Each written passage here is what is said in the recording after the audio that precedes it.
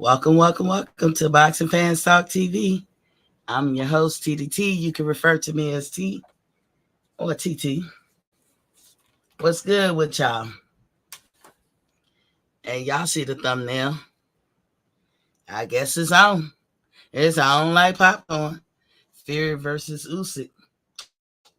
But we'll get into that and much more. But first, y'all know the drill. First, let's turn to.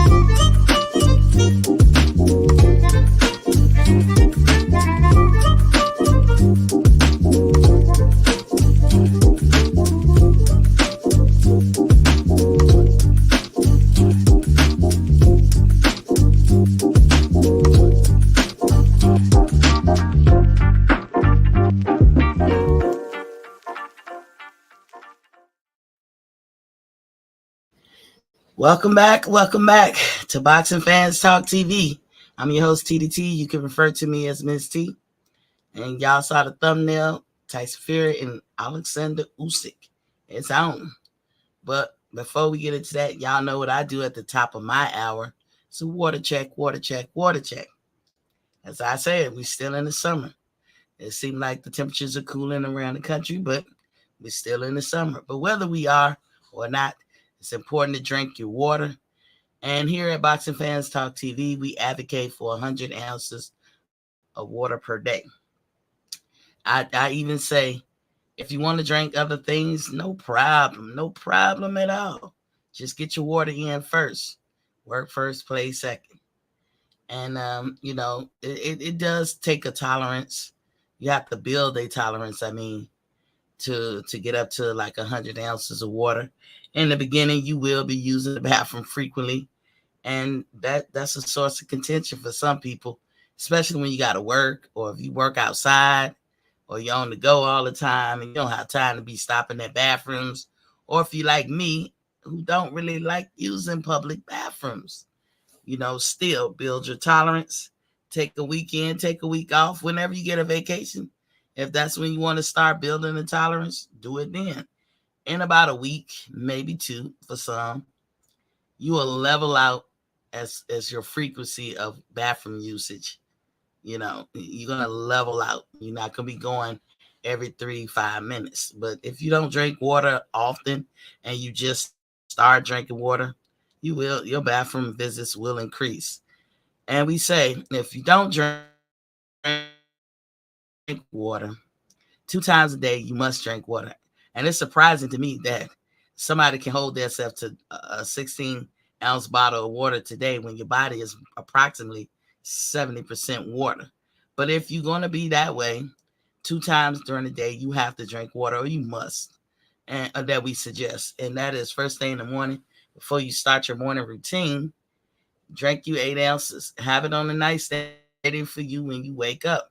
do that before you hit the floor. Anything, go on and drink you some water. I do suggest that people buy them a mini fridge to put in their room. If you're like me, you don't want to go downstairs and be like, while I'm here, let me go ahead on and whip this up, because that's easy to do as well. So you get your little mini fridge. If you like your water cold, you can get them as small as like a box, like a cube, like, or 36 inches high, which I recommend. You put whatever you eating in there. Like if you're eating a salad, you want to put it in there, save it for later. You got fruit that you like to grab, you want to put it in the fridge. I like my fruit cold. I don't know why, but I do. I can eat at room temperature, but I like it cold. So, that's what you do first thing in the morning, thinking your body is an engine, a lot of moving parts, and the water is the lube. At night, it's the second time you must or should drink water. And the American Heart Association agrees that you should have water before you go to bed. It's good for your heart. Um, get you 8 ounces right there. We just talking a cup, y'all. So get you 8 ounces going on at night. Your body is revamping, it's recharging, rebooting. You're cleaning, get ready for excretion first thing in the morning. Helps things move along. And that person, when they sleep, the average person. So everybody's different. Yours may be more, yours may be less, but the average is 900 to 1,000 calories a night. And that's good, because you're not going to even get that in a real hard workout. And drink your water, stay bodily damage from, you could set yourself chronically dehydrated. I did that most of my young life, and I'm paying for it today. I didn't try to. Just like some people, when you drink water, it's almost like you didn't drink water. So you really have to ramp it up. And that's how I think I was, when it came to even moisture, like lotions or lubes or whatever, like you could put on your body, keep your body moist or soft and everything. It's almost like my body sucks that up dry, you know what I'm saying? And it could be because I have eczema. I don't know. But like if I lotion up, I have to continuously lotion all through the day. But lotion is not always good for you if you got dry skin. But drink your water. That's gonna give vitality to your skin. It's gonna help keep you young looking. It's like anything they can put, because you're keeping your skin moist and loose. And it's going to help with the promotion of bodily moisture that you naturally build. So drink your water, water, water, water. Now, for a little housekeeping, in my humblest voice ever, please hit that like, share, and subscribe button. If you've already subscribed, then go ahead and subscribe. If you have, I'm sorry, look, I I don't know what I was thinking. If you have already subscribed, then you're locked in. But if you haven't, then go ahead on and subscribe. Humblest voice ever. If you're watching me on replays, hit the like and share button, leave a comment. I do read your comments. And speaking of comments, I've been reading some of y'all comments. And I like them for the most part. Some people agree with me, some people don't, and it's cool. I'm open-minded. I listen, and I can, change my mind on topics or, my perspective on views if you can logically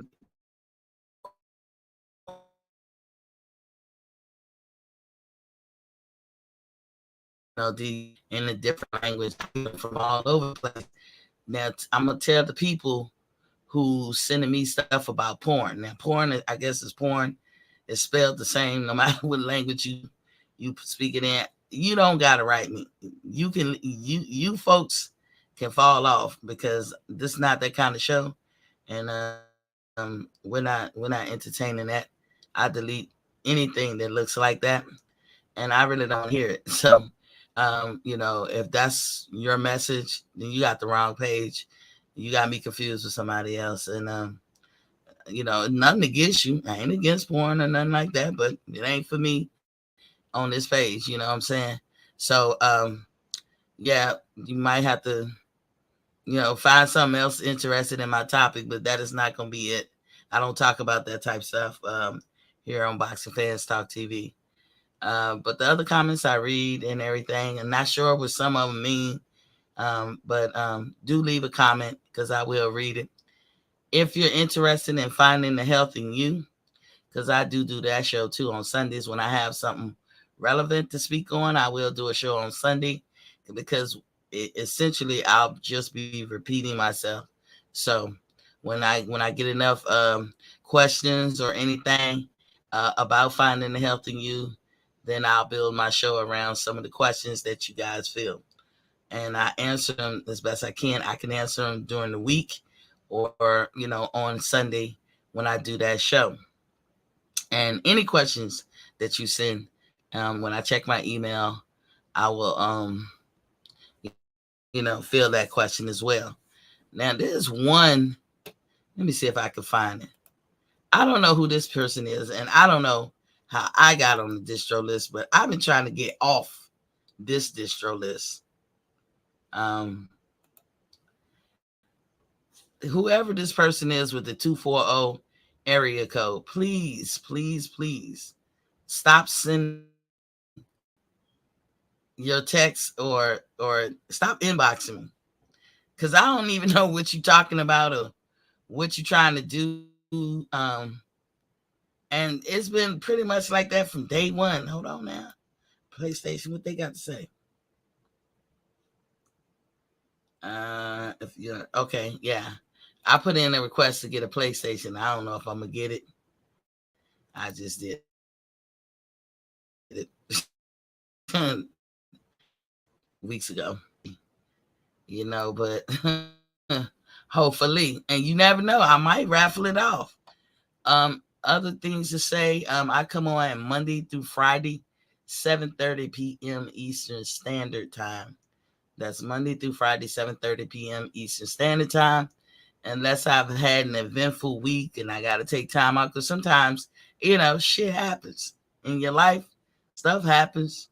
And you got to, take time. Like, the other day when I couldn't get back in time, well, no sense in me fluffing or just throwing anything at there. I ain't had time to prepare, and I do not prefer to come on unprepared or something like that. I'm just not gonna wing it. And sometimes stuff happens. Hopefully, I can do the show tomorrow. I got a lot to do in the morning tomorrow and all the way into the afternoon. I'll tell you guys about it. But I got stuff to do after I get out this show tonight. So y'all probably gonna laugh because y'all gonna be like, oh, typical girl. I'm laughing already, but I'm gonna do it. Anywho, so that's the housekeeping, and we up on the water check. So let's break into the topic. So break it. Tyson Fury and Oleksandr Usyk. Well, I guess it's on. Fury and Usyk has demands on fighting each other. So the question is, did their answers or their demands, you know, get addressed? Did they take heed to their demands? Both of them was specific in what they wanted, and if they gonna be fighting, I guess the answer is their demands got answered. Now, people, we know what Fury's is, which is kind of like unreasonable, but he ain't gonna bend on that, and I predicted that they gonna give it to him. I really do believe that they will. Um, Oleksandr Usyk made more money probably in his lifetime with his rematch to AJ than he probably ever will. I don't know. The sky's the limit for him, and I'm happy for him. You know what I'm saying? He is actually fan friendly. I feel I don't know about fan friendly because I haven't heard too many people say they met him, but from a distance, fan friendly fighter, if there ever was in these days and time, because he does what you want him to do as a fighter. We want our fighters to go to the Super Bowl of boxing. We want them to be champions. We want them to think about their legacy as much as the prize. The prize is very important because this is an entertainment business. We know that. We get that. So it's very important, but legacy is important too. Well, what is the motivating factor? It can't be the prize for the fan because we're not getting any of the prize.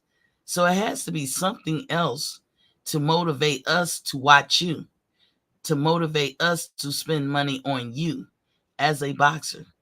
So you have to be concerned, in my opinion, with the legacy, with getting a championship, with becoming undisputed. No matter how corny or lame people try to make it seem these days, or how insignificant those belts they try to make them seem, they're not in the long run.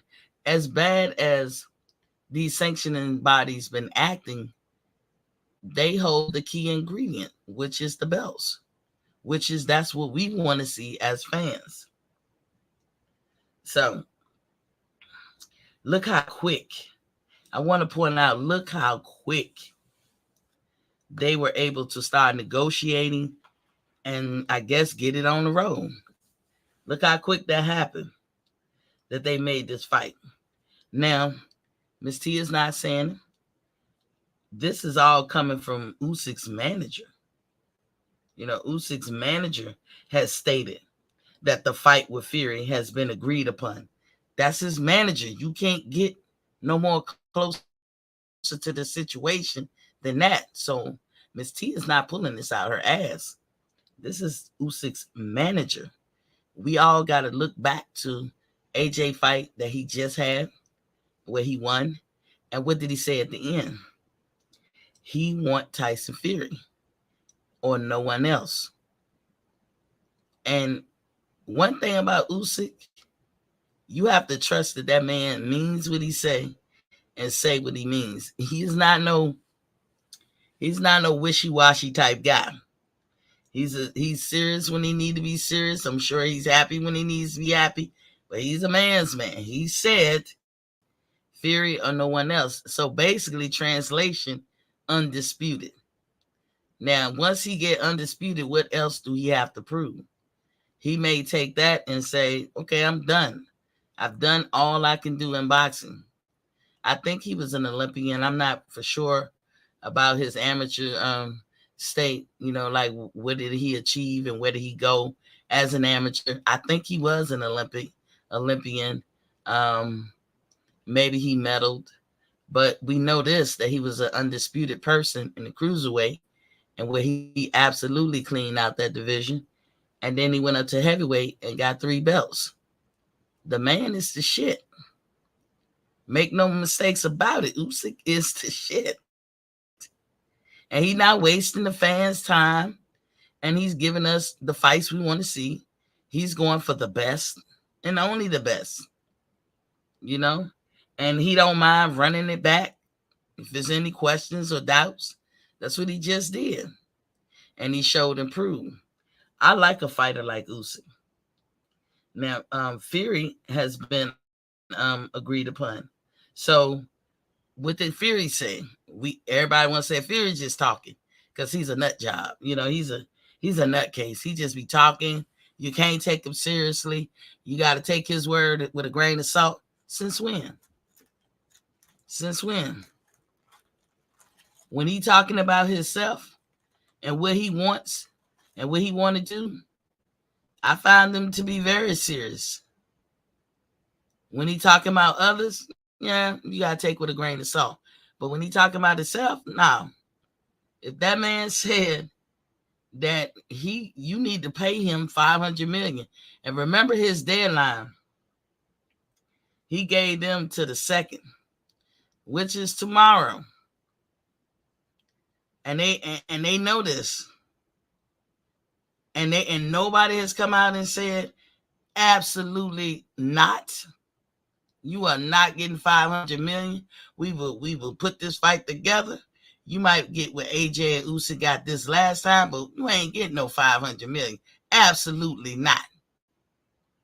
Nobody has came out to say that. Not ESPN, not Bob, not Frank Warren, nobody on Usyk's team. And they talking about more than likely this fight would take place in Saudi Arabia. So it's going to be for some good money. That's good money that they're going to earn. You know what I'm saying? People are starting to get the hint. Even though I wouldn't say Saudi Arabia is the practical place to be the mecca of boxing or whole boxing there, it can become, because fighters get the advantage. They at least get their just reward by going over there. You do it any other place, it's going to be the manager, the promoter, everybody else but the fighter going to get to come up. The fighter going to be last on the list to get to come up. They got to do all the work and all the heavy lifting, but they're considered last over the empty suits, right? But in Saudi, the proof is in the pudding. We only need to look at the pay or the purse that AJ got and Usyk. And I'm not even talking about pay-per-view. I'm talking about upfront money. $75 million a piece. A piece. Hell, I'll fight any last one of them for $75 million. I promise I'll last 30 seconds. Or however long. I don't even know if it's a time limit you got to last in the first round. But soon, you could do as soon as you hit me, I'm done. You can do a glancing blow. I'm down for the count. But run me that 75 mil, hell yes. I can't even have a rebuttal because, like I said, it's not the most practical place. The time zones being what they are. The politics of that country being what they are. I don't know if it's fan friendly for females to go there.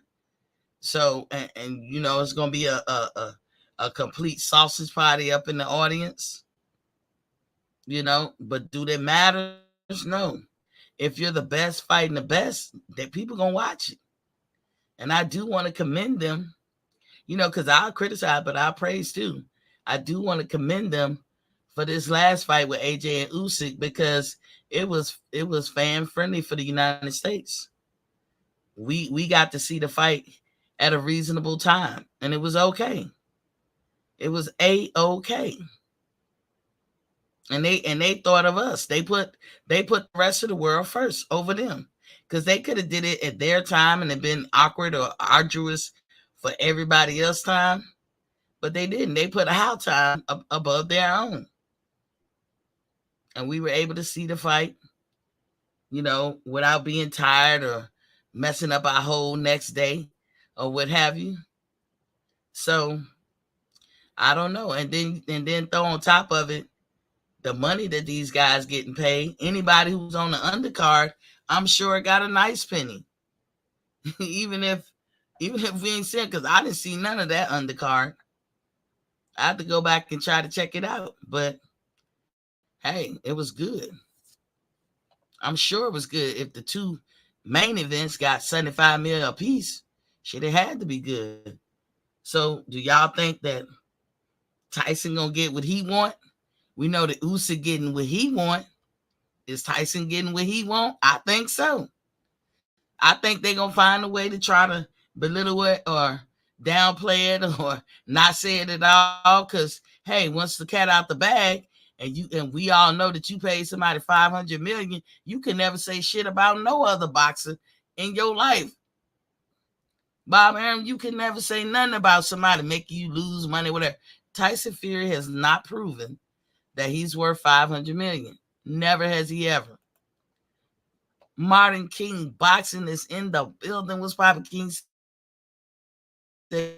Good evening, Queen, at Boxing Fan Talk TV. He said fire or firecrackers. Yeah, it's cool. He said Tyson Fury only need the Gypsy Park area upgraded. Where is that in England or London? I told you guys that they're going to give him this money. And they are. Told you. If Usyk and them fight, they're going to give him that money. Martin King said, give him hell, and that's my boy. Yep. Eddie Hearn feels Fury won't get the fight with Usyk because he doesn't believe they will give him the 500 mil. If they fight, they gave him that 500 mil or damn near close to it, and that's a drop in the bucket to the Saudis. 500 mil ain't shit to them. They would do that to hold one of the biggest fights, because that will be a big fight. It's a heavyweight fight, and it's undisputed, and it's like David versus Goliath. And Martin King Boxing said he can get 50. That's about it. No, they're going to give it to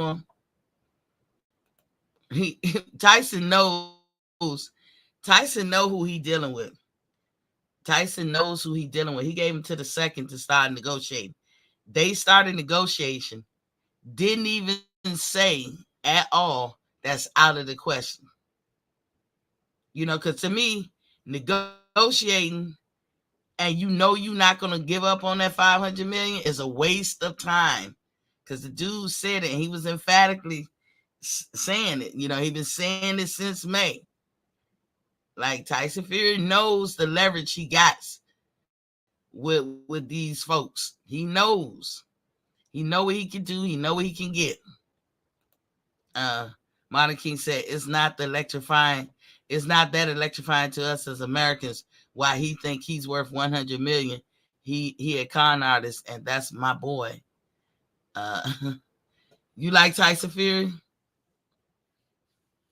You laughing? Look, I'm just stating the fact, because see, I believe in keeping the same energy across the board. You can't in one breath holler about money and everything's business, Miss T. It's a business. We don't throw money away. This is clearly throwing money away. But I guess it's not throwing money away if it's somebody else's money. If it's the Saudis' money, I guess you're not throwing money away. Like I said, 500 million, that's a drop in the bucket to him. What he's worth, he would have to give us to equal that 500 million. I would say Tyson Fury will have to give us about like at least 6 fights to equal that 500 million. That's 6 fights worth. Maybe more. But he gonna do it in one fight because the man is done. He don't want to do it no more. He wants to get the undisputed. He's never going to defend it. So y'all can forget about that shit. Y'all can forget about that. Martin King said, hell yeah, I got my money back messing with Wilder, Queen. I'm unboxing here first. I feel you. I feel I was robbed, Martin, because I betted on that fight. 2 different types of bet. I betted that Wilder will win, and I betted for the knockdown when it happened. And because the ref didn't call it the way it's supposed to be, I'm talking about the third fight. Of course, they're not going to award me the money. There's nothing I can do about it. Even though my own eyes saw I should have won. That would have been a nice come up for me. I would have got all my money back that I had spent thus far. Ray New Salters is in the building. What's popping? King said, hello, beautiful queen. Miss T is on and popping. I can't wait. Exactamundo. Martin said Ruiz about to beat the brakes off of Ortiz tomorrow. Yeah, I'm going to talk about him too. Our Money, welcome to the building, King. He said, Miss T, salute, queen. Our Money said, Martin Kind, Ray New, what's up, boxing brothers? So, yeah, Usyk said he wanted Tyson Fury at the end of his fight and no one else. Tyson has said, I want my 500 million. Why I like Usyk? I'm a fan. I'm a real fan because that's a real boxer right there to me. The man going for greatness. He going for legacy. He ain't ducking or dodging no smoke or war at that for that matter. He a true champion / warrior. I'm a straight up fan of Oleksandr Usyk. This also means Fury got what he wanted. I know he got what he wanted because they didn't protest. They trying They probably gonna try to get him to sign a non-disclosure and be like, man, shut up about the 500. We're gonna give it to you, but we can't give everybody what they want. That man does not bring money to like if you talk because he used Floyd Mayweather as a reasonable excuse as why he should get paid. Now, if he did what Floyd did or could do, being a heavyweight, he might could have a reasonable argument on that. Floyd, no matter what you want to say about him, brings $1 billion to Vegas. Let me repeat. He brings $1 billion to Vegas. I'm not even talking about the fight. I'm talking about restaurants, shopping centers, whatever. He brings $1 billion. Flights, hotel stays. This is what Floyd does over and over and over again. So this man is reasonable to pay him $100 million, 2, 3, 4, whatever. Because look what he's bringing to the table. Whether you love Floyd or you hate him, that happens all the time. Because I can tell you for sure, the night of a Floyd fight, all the gambling tables go up on the price. When you get there, blackjack might be $20, $25 to get in. The night of the fight is $100. Oh, they making money hand over fist when Floyd fight. Can we say that about somebody else? Anybody else? No. So when we talk about it's a business, T, they're not going to throw money away, T. Yeah, you're not throwing money away with Money May. TBE. You're not throwing money away with him. Tyson Fury does not yield that type of profit. Never has he ever. I'll be hard pressed to find somebody who yield that type of profit. They just don't. So you can't compare yourself to Floyd. That's apples and oranges. But somehow or another, this man thinks that he's worth that. And you know what? If he thinks it and he believes that, I ain't got a problem with that. Oddly enough, I don't have a problem with that. My problem is if other motherfuckers believe that shit. Namely, people who so concerned about losing money. I told you, Bob Arum, they have their own calculus. Most of these promoters and managers, they believe what they believe. They have their own calculus as to what is reasonable and what's not. And if they throw money away, they will. Do they want to make a habit of it? No. But if they believe Tyson is the second coming, they will throw the money away. And based on how he gets away with everything, they must believe that. One can think that. Martin said, nah, they heavyweights. It's box or die. And they better not cheat us on the Crawford versus Spence early stoppage. Don't get Harvey Dock then, Martin. I like Harvey Dock. Harvey Dock is cool as hell. And every time when he stop a fight, you be looking hard, like with such scrutiny as to be like, man, why you stop this damn fight? But then in the end, Harvey Dock is always right. He's quicker to stop it. If you want to see the fight go, you better get somebody like Steve Willis or maybe Kenneth Bayless, maybe, but Steve Willis for sure. I was gonna say Larry Bird, but Robert Bird, I think that's his name. He might be cool because Robert ain't gonna let you hurt yourself.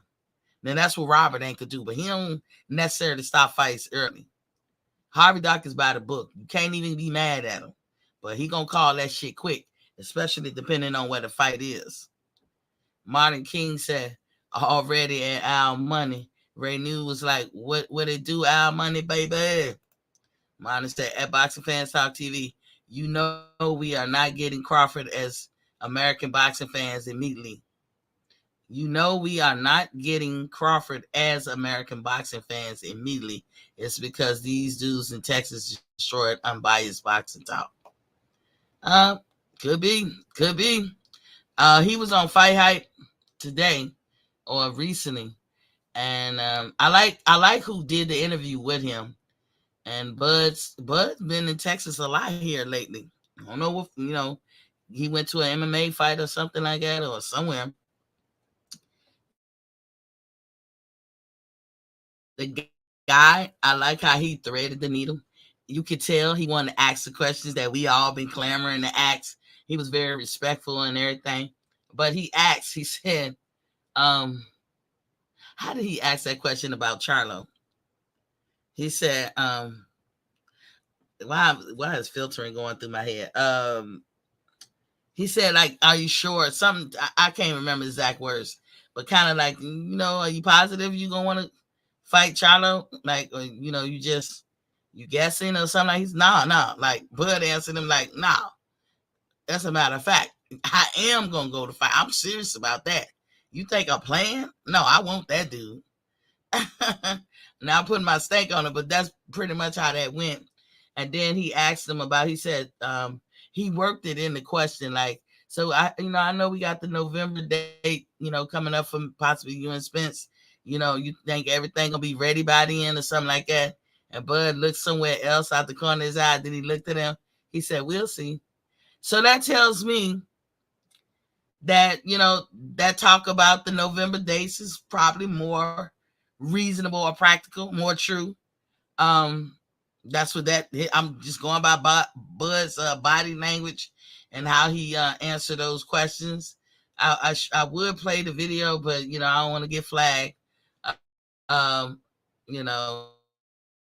at this point, like, because that's a top billing interview, I think. And Bud alluded to the fact those dates are not off, you know, by his answer, but he didn't give anything away either. And he smiled because the guy was reaching, but he know that the people gonna ask that type of question. So what you're gonna get out of that interview is, if you paying attention, you're gonna see that them November dates is probably real. And you're gonna see that he's real about fighting Charlo. And he said, well, after you fight Spence, are you gonna, is it possible you still feel like you're gonna fight Charlo? And he was like, yeah, that's true. He said, so basically, after Spence, you going straight to Charlo. So Bud said yes. So we know now. Bud get those belts. He said, when I win too. He said, when I win. Yes, I'm going to fight Charlo. He didn't say I'm gonna drop the belts and then I'm gonna do whatever. But that goes without saying. So y'all check out that Fight Hype video. You'll see Bud give a little bit closer answer to some of the things that we want to see and or hear about. So what's holding it up? Anybody's guess is as good as mine's. But I will submit to you that nobody fucking knows. I don't care how good of friends they supposed to be with what you call them. I would say y'all start pulling their card and say, okay, you saying it like it's a matter of fact. You saying it like you got an inside track. Reveal how you know. And watch the humming come out. Because we supposed to believe that you get to be a part of the negotiation. Everybody and their mama want to be a part of that negotiation or have an inside track or be a fly on the wall. But we supposed to believe you, a YouTube channel, a person on YouTube, or maybe of media, new media, or whoever, or article writer got the inside track. We supposed to believe that when you can show us no evidence that you that close to the situation. Marlon said, game over. He said, it's a new day, true media world. Martin said, peace, queen, I have to run. I appreciate you stopping in. Make sure you hit that like button, Martin. Yeah, so that's what I got to say about Bud. I think that it could be something. It could be anything. It could be money. It could be location. It could be how many fight deals they want to sign him to. It could be the gloves, the refs, who getting the pick. It could be the percentage split. It could be anything. And nobody, unless you gonna prove it, I wouldn't take nobody word for it. I will only go by Spence or Bud, or maybe somebody close to them, like Derek James or Bo Mack. I will not go by anybody else's word at all. And maybe even what's Bud friend? Bernie the boxer. I know a lot of people probably like, man, I don't know about that one. But he's close to Bud. And they've been close since they was young. So it's almost like you have to be like, you know what I'm saying? But everybody else, no. Mm-mm. No matter what they say. Because they're not showing you that they close to the situation. Why should you believe them? How do they know? Bud ain't talking to them for sure. We know. And why would Spence be telling one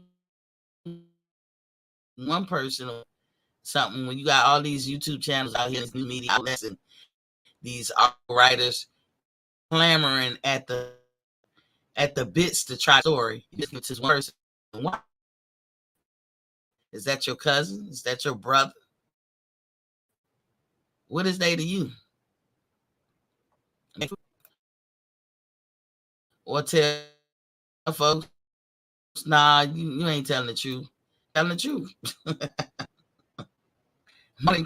I'm listening, just talking. Hey, Queen, how you doing? The topic is Fury and Usyk. They getting it on, according to Usyk's manager. That fight is on. They are negotiating. They agreed upon. That's what it said. Agreed upon. But then, as both fighters were, Usyk was a reasonable demand. Hey, I want Fury or no one else. I.e., I want undisputed. I.e., I want the Super Bowl of boxing. But he said, I want 500 million. I explain how this mother is worth 5 million. I am waiting for the pushback. I'm waiting for the shit talking from Bob Arum or Frank Warren. Like, Fury, you know that's some bullshit. You know we not gonna do it. Why they ain't gonna say it? Because they gonna do it. And don't get me started about that deadline of putting it in writing whether you're retired or not. Because he hasn't done that. I don't care what fancy words or how they try to put it together. Like he did it. Tell Mauricio that I'm gonna stay retired or I'm not gonna be retired. You can't. Mauricio initial demand was that you put it in writing. So informing him is not putting it in writing, and informing him through a second party is not putting it in writing. And which this is what happened recently. You know, because it was the 26th. It got extended for his cousin being murdered, you know, and their funeral and all that stuff. I guess for the family, not making light of that. Rest the dude's soul. But what does that, his death, in all honesty, got to do with the price of tea in China? Was that dude his trainer? Was that dude his business partner?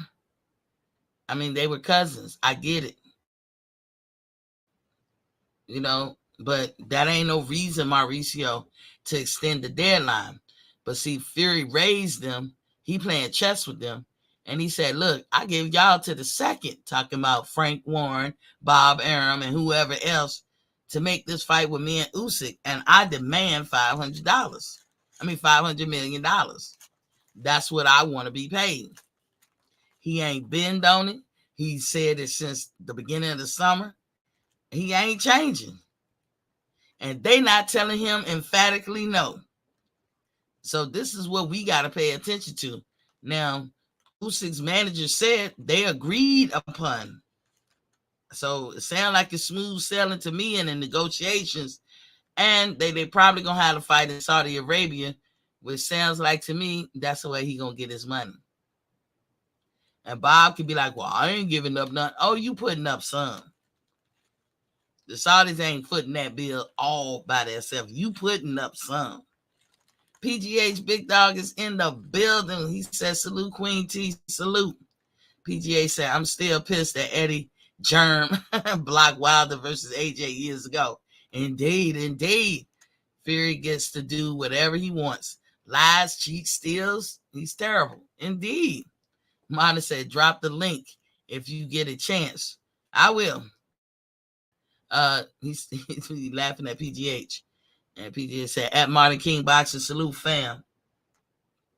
But yeah, but Usyk is a true warrior. And like I said, y'all watch out for the second. It's gonna be another deadline that passed. They're gonna do whatever this dude want him to do, whatever he wants them to do.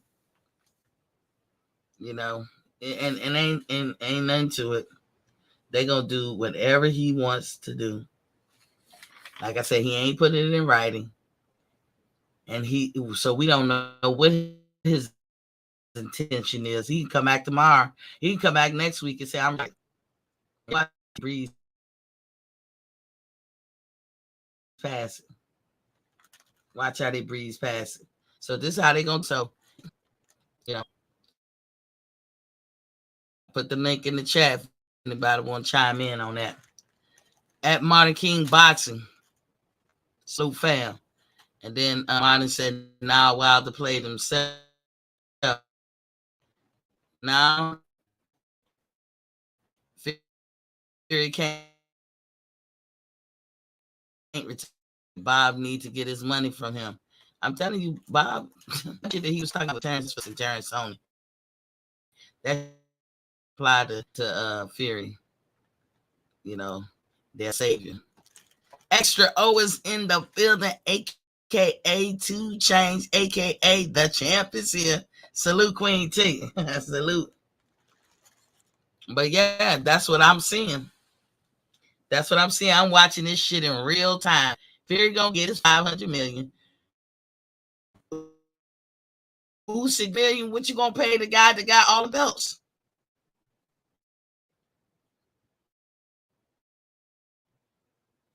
How do you pay the guy with one more than you pay the guy with less belts? And I know we say this about Earl and Bud. You know, some of that's kind of different, but at the same time, I agree. How would you pay Bud more than you pay Spence? I said the compromise. Take both of them made and then add it together, divide it by 2, and that's what you pay them up front since you want to be cheap. You know, I don't see why Bud and Spence can't like a mug. So he really ain't his own boss, is he? But they Usyk and Fury about to do a stopping Bud and Spence doing that. What AJ and Usyk did was stopping Bud and Spence from doing that. And they would get paid handsomely. But I can't see them paying Bud $1 billion and then pay Spence $3 million. That would not make sense. It would not even be fair. It wouldn't. See, Bud making a good enough argument to get paid, you know, the same, like when it comes to the upfront money. But now if they want to do 6 Spence will wind up getting more. That math simply in their head, like just the basics of that math. It's a higher percentage. When you add that to the final tally of what both get, Spence will wind up getting paid more. Nobody has a problem with that.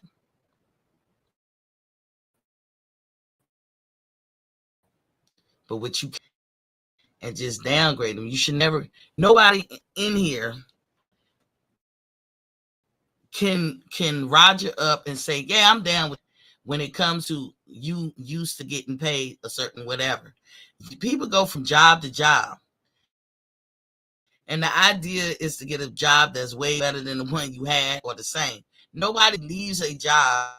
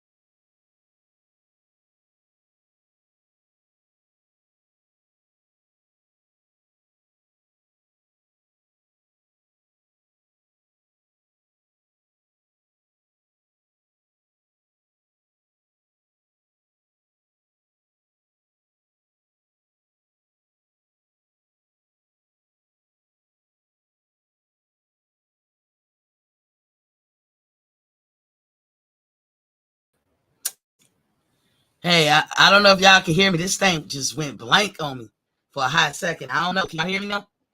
Seems like I'm back. I was like, what in the hell? Man, this new internet, this shit right here.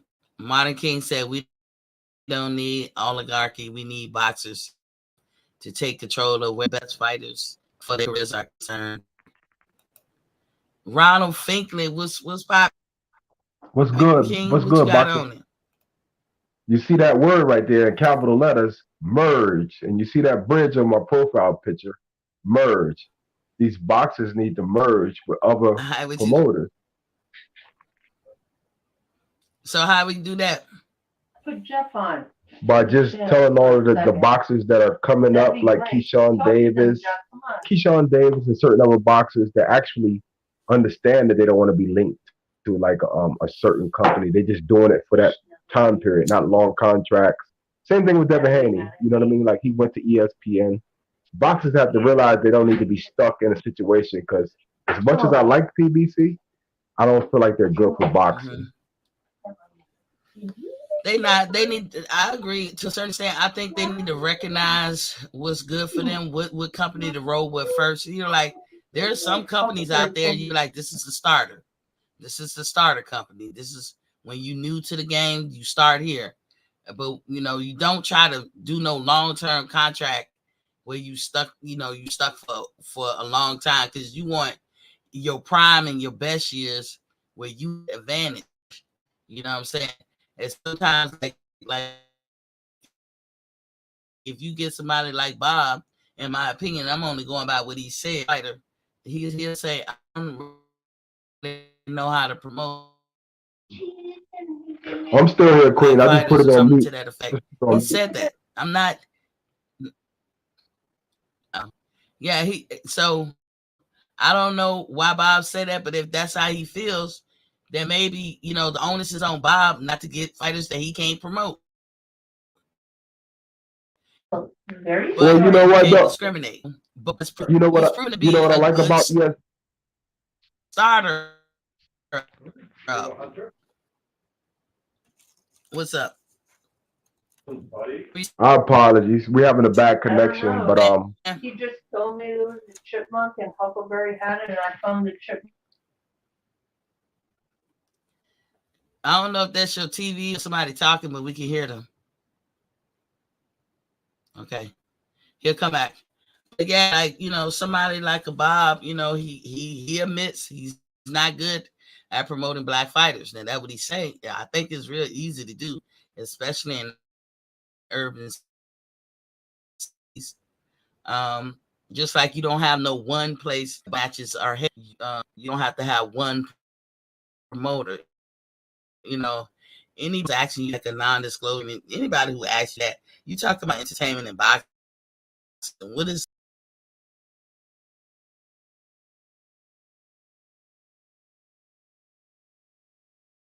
prize fighting?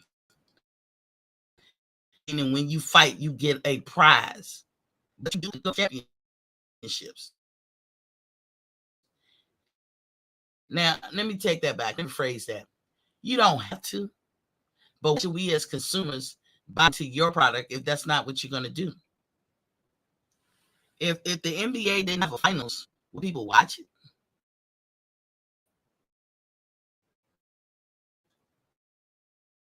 If the football did Super Bowl, would anybody watch that shit?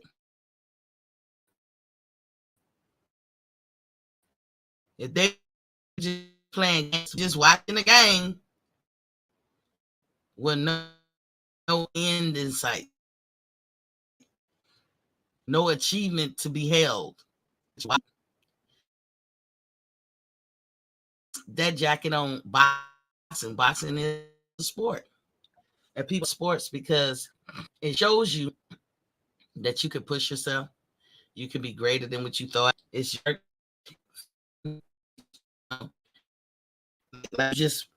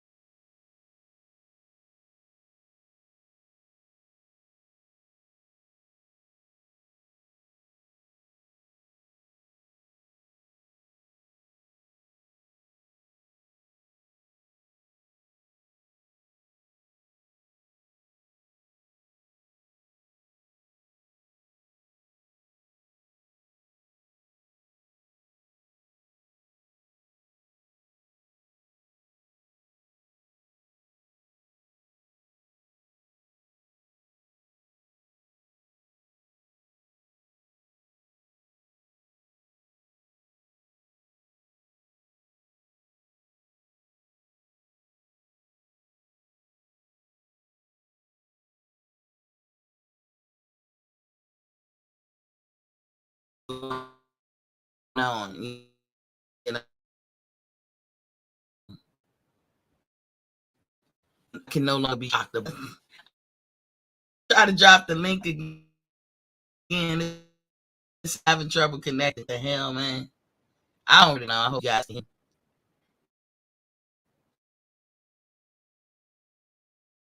hear me. What's up? You know, give me a thumbs up or something. I'll go show and y'all say y'all couldn't hear me. Hold on. Somebody let me y'all can hear.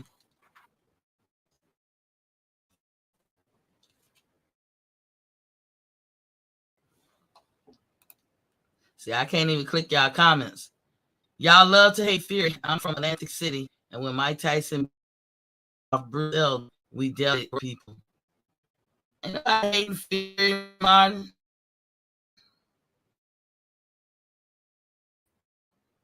Pass. You saying clear? You can hear me?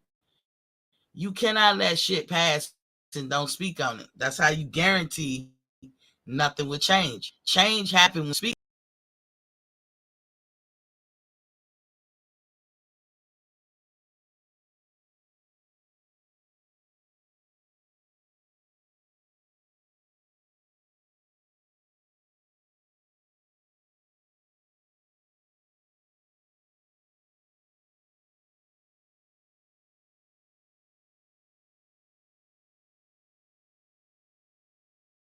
If you're not complicit, you need to say something.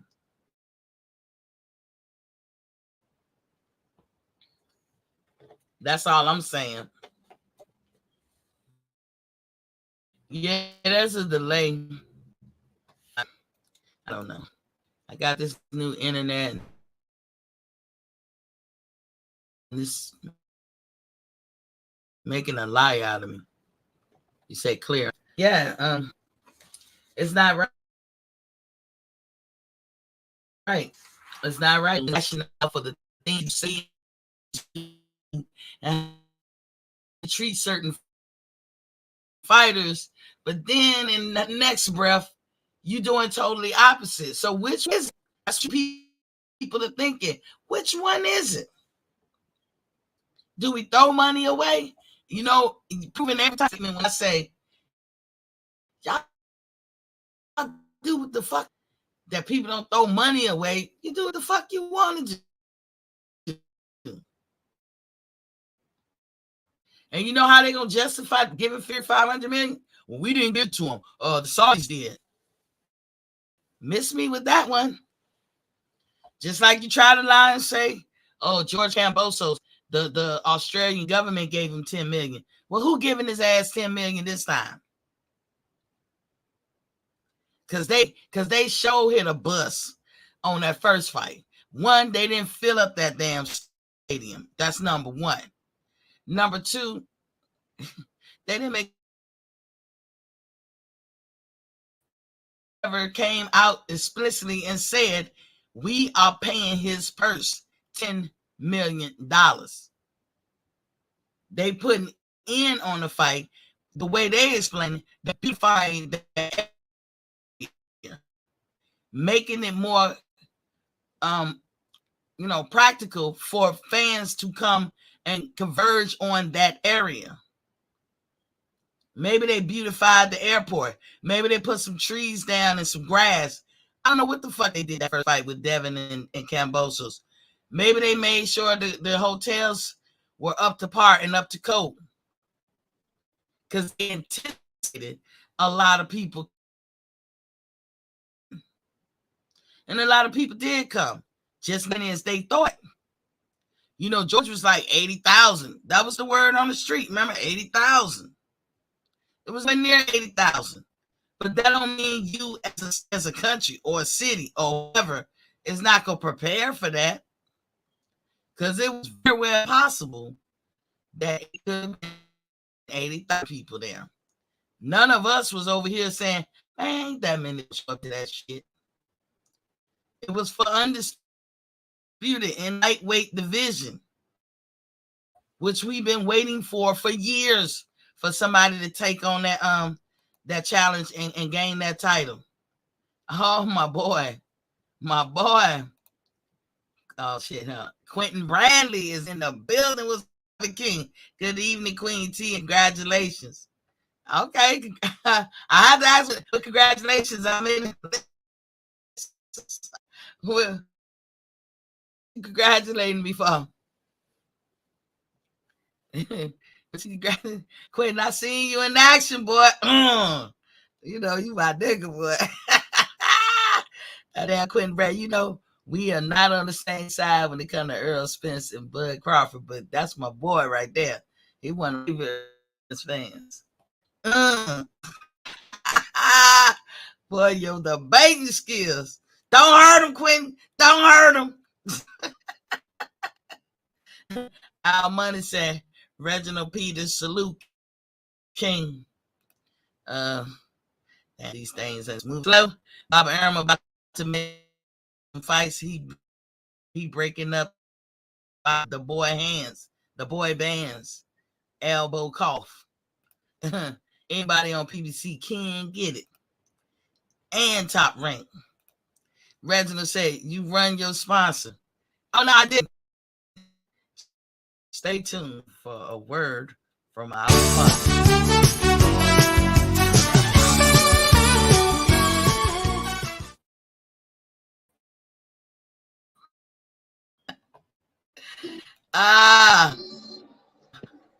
Pound for pound master himself, Quentin. What's up, Q? What you got on it? What's good with it, Miss T? Hey, ain't nothing happening. I'm just pointing out facts.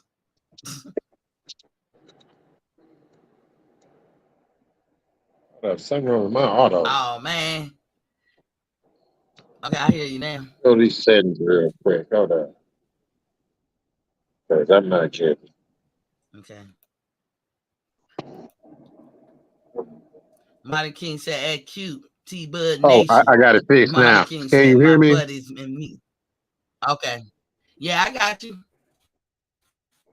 Can you hear me, Miss T? Can you hear me? Yeah, Yeah, I I can can hear hear you. you, I can hear Q. you. Can I you can hear hear you. me? I just wanted Oh, to shit. tell you Okay. personally, What you got on it? congratulations. Congratulations on what? You finally made it. You made the top 10. Thank you, thank you, thank you. Because I'd like I to know thank what? all my supporters. You will fight way harder than the two of the three that I had to beat up the other night, right? Yeah.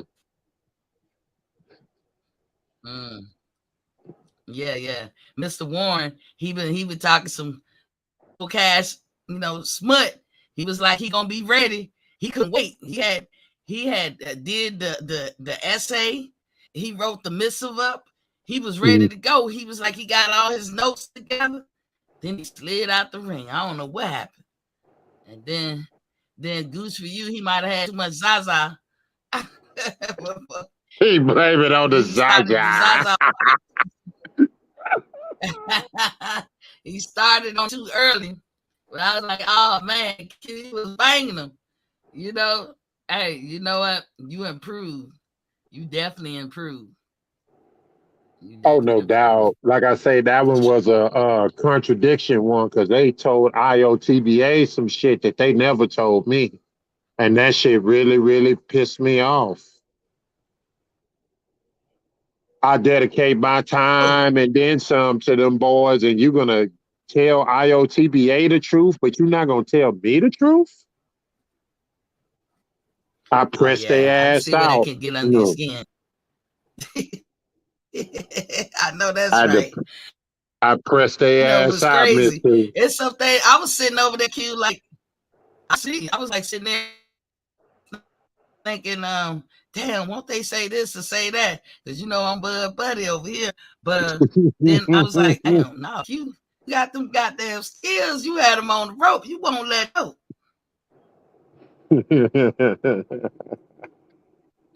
You was Man, they uppercutting just their was. ass and everything, man. And then What's this up? is what I'm gonna face later on tonight, right? I'm being asked where Earl Spencer's gonna go. They acting as though they feel like Bud is getting done wrong. Spence must be getting done wrong as well. And you can't believe that's the case. Because whatever's going on with him, he's content. He's good. You know what I'm saying? You know. Yeah, Uh but I would at say this, Q. mm, When they argue about that particular subject you just mentioned, but you know how mm-hmm. you shut that down? Be like, let's not talk about stuff we don't know. You got some inside track I don't know about. I don't know how you say it, but pretty much, I mean, that's the subject nobody knows. We really don't know what the hold up. None of us do. So how can we pontificate or allude more on that subject? We don't know.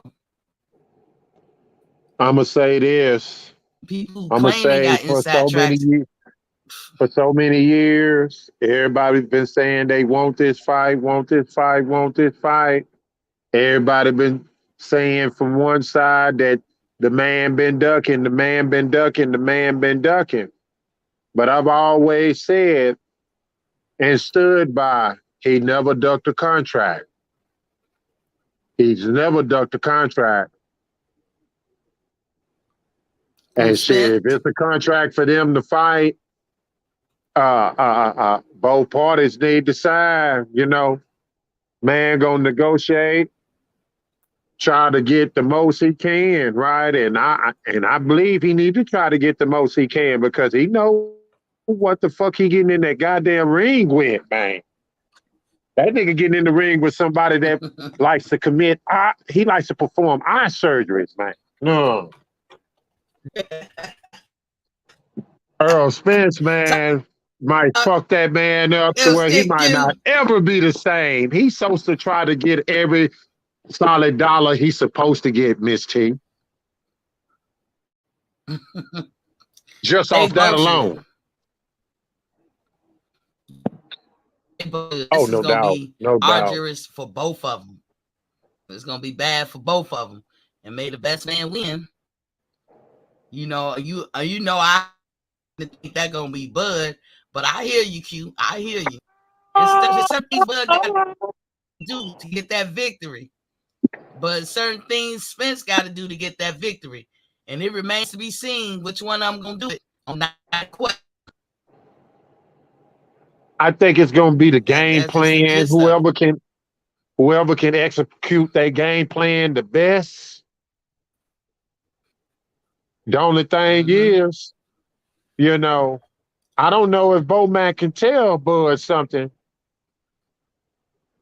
because from what I see, shit, he don't give too much good instructions to his fighters.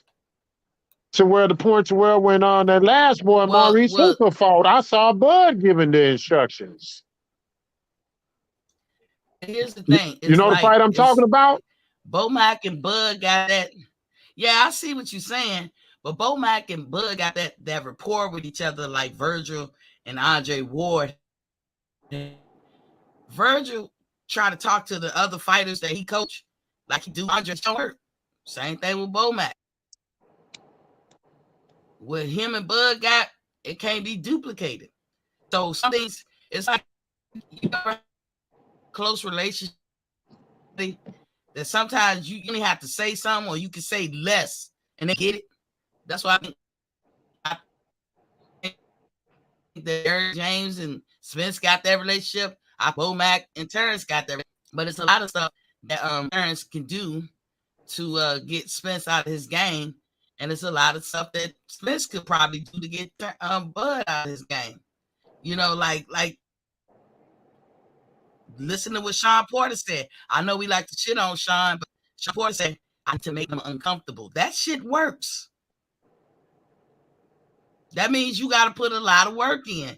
You're going to have to be conditioned and have all the stamina in the world. When you go in there with a game plan of making somebody uncomfortable, but you got to do it.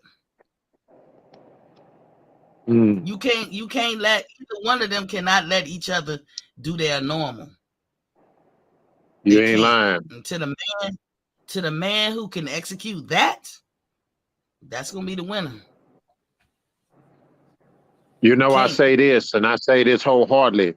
With Spence, my breakdown, that jab of his cannot be taken away. He cannot allow the jab to be taken away. That's where his offense starts and stops, man. He cannot allow the jab to be taken away, man, at no cost. And Bud cannot stand there and toe to toe with him. That ain't even his fight.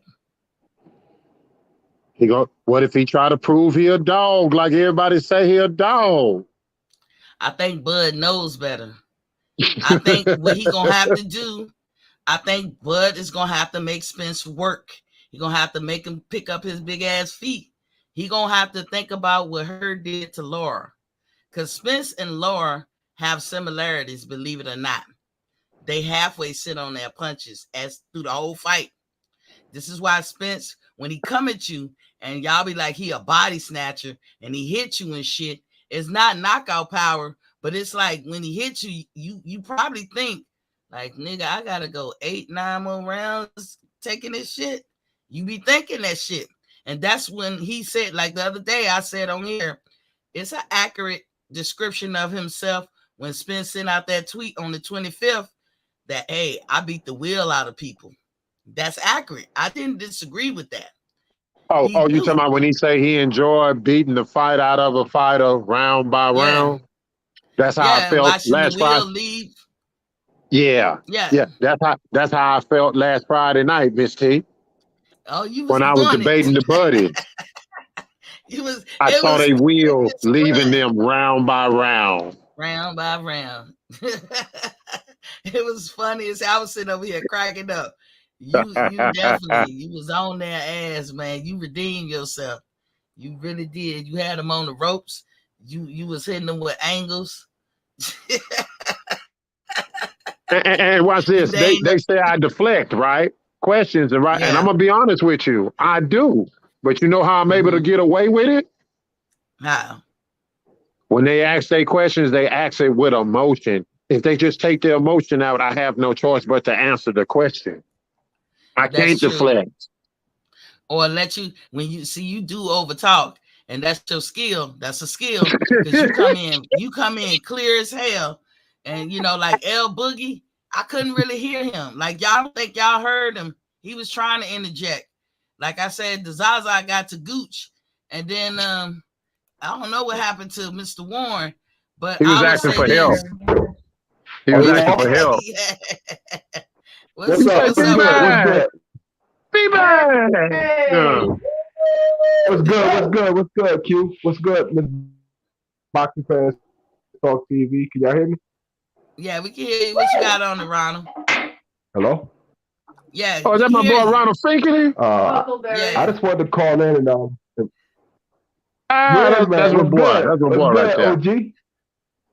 What's good with it, Mr. Ronald? What's good with you? I got a lady for you because you're OG.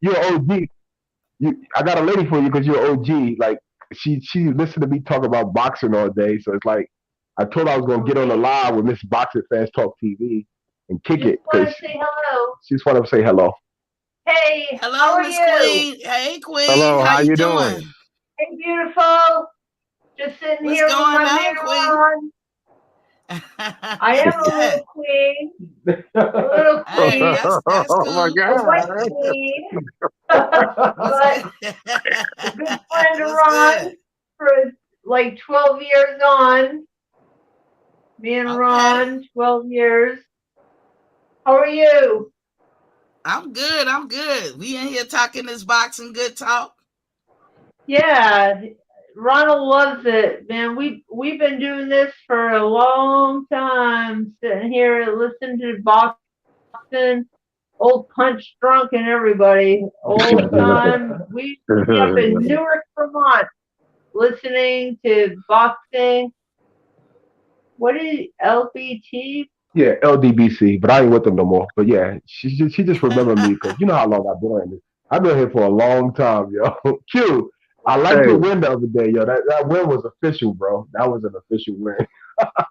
I like Won't he you man, though? destroyed my butt, I buddy. beat the fuck out them niggas, man. 3 at the same time. Give me that I had Talk your one phone. nigga shit, calling Q. B-Mac for help. That nigga This say, nigga B-Mac, right here, man. I'll be like, I'm trying to get help from B-Mac. B-Mac say, I can't help you. And they blaming Uh-huh. him, Miss oh, T. They blaming B-Mac for why I won. I heard it. I heard it. And I'm you like, and you want to no, know what's so Quentin. fucked up? You know, What's up? I support both their channels. You know, I send my cash apps when I could, right? But I've been Right. slacking off since I've been doing the debating because I didn't want nobody to holler that bullshit that Mr. Warren hollered yesterday. Oh, you probably paid him off. None of that shit. I ain't did none of that, man. Them No. brothers is straight down the line with it, bro. They got their well, it's ass my whooped Friday. birthday. That's it. They got their ass whooped. They talked all that shit leading up to that week. I didn't say nothing.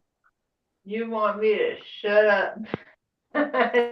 I saved all mine for when it counted. No. Exactly. I saw you. I saw you. They tried to drag you in. You hit the Al Pacino. Just when I thought I was out, they dragged me back in. And then you proceed to spank that ass. Hey, you know I love them boys too. I love L Boogie and all them. But hey, that Oh, was he's your night. mad right now. He's furious. Is it? He is I heard furious he want. right I heard now. he wants the Marquez and Pacquiao for. Say, He man, want if that we do match that, with I you. need to know which one I'm going to be. Nah, G, Because you if he just keep want it, doing what you're I got to doing. give it to him. Now I'm Because gonna tell you what they could do when you be changing. Like sometimes you create another. You do. I see everything you're doing, dog. You create another, not narrative, but another kind of question. Like they'll give a question, you'll rephrase that bitch, and I'm sorry to say it like this, fellas, if L Boogie and them listening, like a dummy, y'all fall right into his question. You got to stick to the question that was asked. I be like, damn, Q about to get him now. I'm just saying. they didn't have no game plan at all. I did. You had a lot of Oh, tools in the tool bag.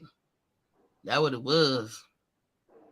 I got to click off, Miss T. General just text me. We got to compose this top 10 Hold list. up, hold up, Q. Hold up, Q. I'm trying to find somebody to go half of me on the fight Sunday, bro.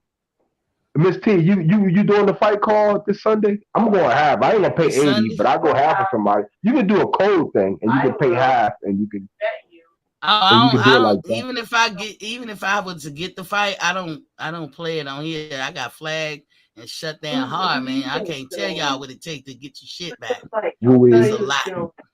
I think Ruiz gonna win. So if I gotta pay 80 to watch those, it's gonna be 3 good fights on that card. So I'm gonna get that I want to PBC card. see Ruiz win because that'll be a good fight for Wilder. I don't want to see him knock out King Kong again for the third time. Exactly. And that makes sense. King And that's what Kong I did want to see. age like 10 years in a couple of months. It'll be a bigger Look like fight with him and Ruiz. That'll be a bigger fight than him against Ortiz. You know what I'm saying? Ortiz put up a good fight or whatever, but you old, bro. And Time to that's sit down. actually Wilder's like Dylan White versus type of AJ type of fight because you got a boxer puncher in Ruiz, and then you got Wilder who's a puncher. That's a good ass fight, yo. Goddamn right. Mm-hmm. So we're gonna see if King salute Kong get knocked Sariat out. 357. I see you, King. All right, I'm out. Peace, y'all, because my friend looking at me like I'm crazy and shit. All right, one. See you later. All right, Queen. Al Money, go back and listen to the playback. I spanked them boys to death. Yeah. Thank you for remembering me. Oh, no problem. That's what we want. We want the ladies to come out. We like fighting too. Yeah, that's why I did my show. Who is this fight? Who's fighting? Luis Ortiz and Andy Ruiz. But we got Pitbull on that ticket, right? Pitbull. Yeah, and that other dude, Valenzuela, he fighting too. And Rayo, Yeah, Rayo it sounds fighting. like it's a good Rayo, yeah, card. that's they got a good undercard. It's worth the pay per view. It's worth the pay per view. I'm just It talking is. about like the Super Bowl of fighting. Who's the teams? Like who's the people The fighting Miss Super T, in I Bowl this of gotta go, one? fighters. but I want to tell you congratulations. I'm gonna make my I announcement appreciate tonight. y'all. Yeah, You let me should put come up my to Vermont. We'll have a fight in this Love you, yard, man. bro. Love you, bro. To the queen, your answer is it's gonna be Spence and Crawford is who we waiting for now. That's the Super Bowl. I'm taking the The Super last Bowl is one. undisputed. Huh? So one more time, who are the two fighters? It's Terrence Crawford and Errol Spence. Well, I'm gonna take the Smith. You gonna take The the Spence. Yeah. Wow. What y'all I sipping know. on over there? What y'all sipping on over there? Exactly. You gotta talk about the trees. Woo! Well, we're up Look, here in the woods in Vermont. look, You know that, we do right? trees over here. We do trees on this side. Yeah, trees, We do right. trees. All right. I can tell you sipping on something. Yeah, She we are. We definitely. picking Spence. I am. Ronald knows what's going on. I'm just sitting here with him, and talking like we've known each other forever, and I'm trying to understand what he's talking about. But Ronald's my good friend, and I'm trying to listen. And we've done this a long time. We used to be in Newark, Vermont. Newark, Vermont. Do you know there's a Newark, Vermont? I don't know, but my brother used to live up in Vermont. I don't know what part, But there's a the nice Newark, place. Vermont, and I didn't even know there was a Newark, Vermont, and I've been here for 30 years, and I did not know there was a Newark, Vermont. And then we got lost in Newark, Vermont, and Ron and I got a place up there, and we used to like hang out there and do the same thing we're doing now. We're in a little hole in the wall cabin. Yep, it's crazy. Underground. Underground. Ain't nothing wrong with that. We're in As long as you Duxbury, got the Vermont internet, huh? now. Yeah, I'm Sorry, I sorry? said I just be listening. I said, as long as you got the internet, huh? Hell yeah. Yeah, exactly. My name's Eva. Who are I'm going you? to that Stevenson fight though. I'm going to Shakur Stevenson. My name is T. Would you say your name was? Eva. Eva. Okay. EVA. Yep. Yeah. And I'm in Duxbury, Vermont with Ron right now. But we used to do Shout this outs in to Newark, Vermont. Vermont.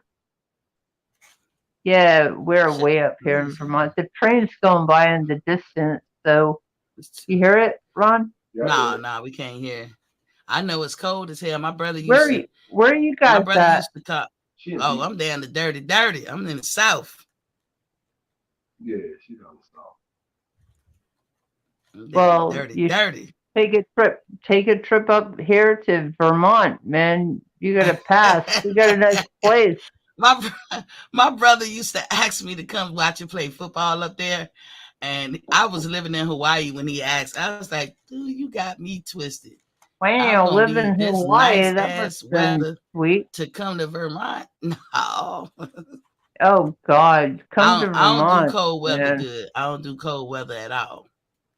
Yeah, Then sucks. don't come in January, February, and March. Otherwise, the other 8 months are perfect. It's nice. To a person like me, the fall is probably real cold because No, it depends on somebody's tolerance. Right now, my son from Florida, he like that too. When he come this way in August, he be cold. Like, how you cold in August, bro? Yeah. Cold in August. I went well, to put it Pittsburgh this one way. time. I used to live in Pittsburgh. The first day I moved there was the first day of spring. It was snowing. So where are you now? I'm down in Georgia. In Georgia. Okay, my daughter that must be pretty muggy and sticky and hot right now. Up here, it's like low 80s and really nice weather. It's cool and yeah, sometimes it's sticky and humid down here, but what you used to what you used to. That's all I can say. Yeah, I don't do cold at all. My body ain't built for that at all. Yeah. But I know Miss it's a Boxer. beautiful state. I know it's a beautiful state. I've seen pictures. My brother used to live there. He loved it. It's all to the good. You see that bridge right there? You see that bridge on my Yeah. profile pic? That's how I like to bridge the gap with boxing. These boxers need to meet in the fucking middle and just fight. Yeah, they do. Call it a They day. do. They Not do play with need us to because learn some fans. compromise, but they gotta We'll have buy the they same fights energy. we'll buy they fights if they fight the right people. You see what I'm saying? Like we'll buy they fights. Smith's gonna lose a lot of fans if he don't fight Crawford. I'm gonna tell you straight up, he gonna lose a lot of fans. I mean, most That's of the his fight fan that we base is want. in his state. Anyway, there's Mm-hmm. no proof. There's no proof that people all over the country love him. Same thing with Terrence, you could say almost, but mainly Spence, because Terrence will fight other places, but Spence here lately, that's all he fight is in Texas. That's not showing that you're a crossover, Exactly. But I would say both of I'm them gonna need get to off take Miss a Boxer page. Fan Talk TV. I'm gonna get off Miss Boxer Fan TV because other people probably want to talk to you. You have a good unbiased opinion on boxing, and I appreciate you, sis. Good. You good. Welcome anytime. Thank you, sis. And don't be a stranger. You I'm are always Miss listening. Eva. I'm always listening to you. I listen to you all the time, yo. Trust me. I listen. Oh, thank you. All right, peace, sis. I try to be here for the folks. Yes. All right. Our money is like he said, Q. I was on that night. I already know, bro. Dillian Hagsauce. I hope I pronounced that right. Welcome to the building, King. He said, ha ha. Exactamundo. He said, La Couche Cake for the win. La Couche Cake. And then he said, is Tyson getting $5 million to fight or he getting $500 million? Then he said, that's what he wants. Pretty much. And he going to get what he want. He about the only one that can get what he want.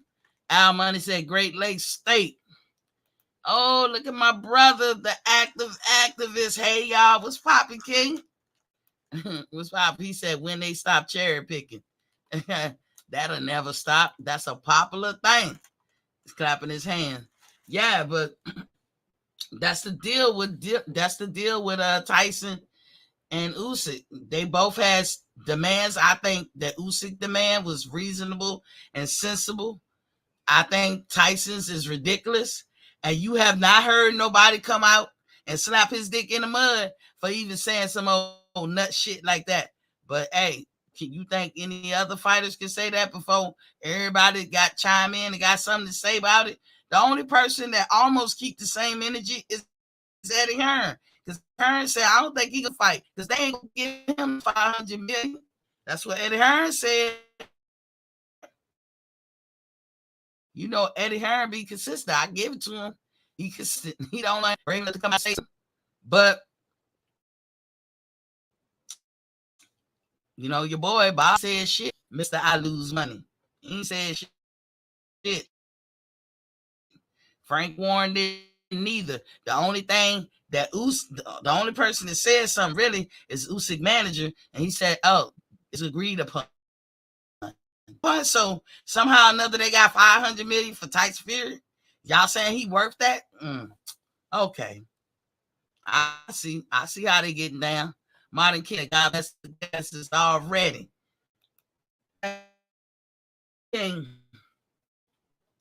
So anywho, let me move on. So you got the boy Amir Khan claiming a prime time him, and a prime time BE, aka the money man himself, Floyd Mayweather Jr. He's saying Amir Khan is saying he would have won easily against Floyd. Why he's saying it? Your guess is good as mine. But he's saying it. What y'all think about that? See, I look at it like, it's a money grab. Some kind of way. It's a grab. Floyd gonna ride them wheels till the wheels fall off. Floyd got another exhibition fight in Japan.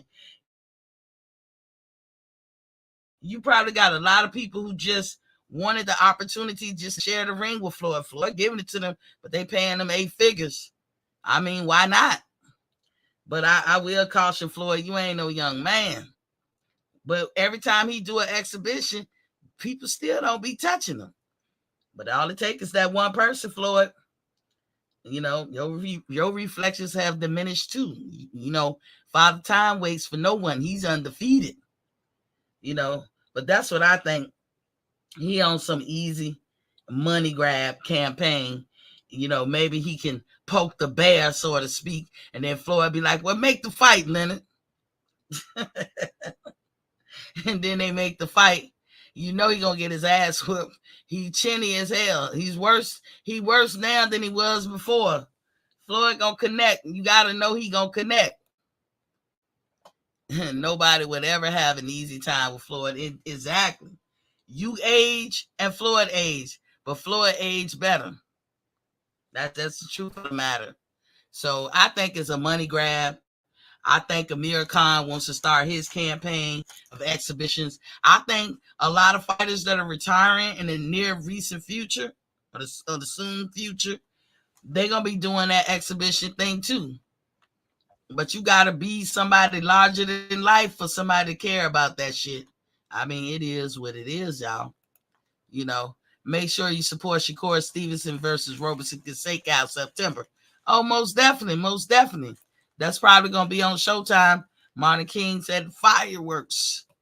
Floyd has a 30-year-old body. I believe that, activist. I believe that. I'm with you on that one. He aged well, as some people do. You know, hey, genetics. Floyd can get his Beyonce on like, I woke up like this. I just woke up like this. Why everybody mad? He just woke up like this, y'all. It can't be this genetics. It is what it is.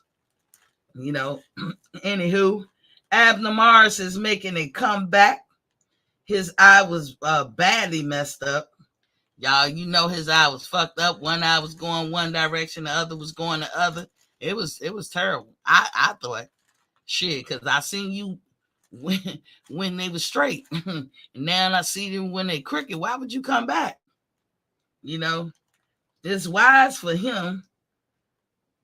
He think it's wise for him to do. I don't think so. Talking about Abner. But you know, they warriors, man. It's in their body. It's in their blood. They can't help it. But he's another nut digger. That dude love to hit you in the nuts. Abner Morris, that is. Activist said the secret is yoga. That might be true because Floyd do yoga. And yoga relaxes your body. And yoga builds muscle too. Yoga helps you. The one thing that an activist can speak more on this. The one thing about most of us in America, and when I talk America, when I be specified to say America, I mean this for the whole, world. But, we Americans over here. So, y'all included when I say this too, but we live over here. So it's what we see over here. Americans, for the most part, we do have an obesity problem. But even if we don't, even if we getting better with that, a lot of Americans cannot do shit with their own body weight. I'm guilty of it too. Like you supposed to, theoretically, be able to carry your own body weight, lift your own body weight. That's a sign of fitness. You should be able to do any and everything with your own body weight. You know what I'm saying? And if you can't, then that's a problem. And yoga is one of them exercises that if you get good into yoga, that's gonna be first number one with a bullet on your list that you will be able to do are the things you can do. He said, boom. Exactamundo. Yeah, you should be able to. You yoga, I don't know if y'all were ever into Madonna, right? Madonna knew that she wasn't the greatest of all time singers, but she could carry a tune and she knew how to do melodic type songs. Because people who do pop music, if you can write a song where everybody that can generally sing along with it and don't sound crazy, then you're good. Your song is gonna do well, especially if it sounds easy going and easy to do. And that's just a fact. You know what I'm saying? But Madonna knew she wasn't the greatest singer, but she will PT her ass off. I used to be a Madonna fan, and Madonna was an exercise demon. Like, she would exercise her ass off. Like, she tried to get as much body fat as she could for a woman off her body, and she accomplished that, right? Most of her years. But I remember when Madonna switched to yoga and her whole body transformed. Like, Madonna had muscles, still skinny, but muscles that built up over top of that, real fucking muscles. And she was in shape for a long time. I don't know if she still do yoga. Yoga helps you with breathing. It helps you with flexibility, reflexes, agility. Yoga is the perfect exercise for that. So if you're a fighter that's getting older, or maybe you should just incorporate that in your regimen before you get older. Like, when you're young, maybe, twice a week, and the older you get, ramp it up. Because those things that you're going to lose just from aging and getting older, you're going to gain it back through an exercise regimen like yoga. That's true facts. True facts. The active activist said, if you ain't healthy enough to climb a tree, you ain't.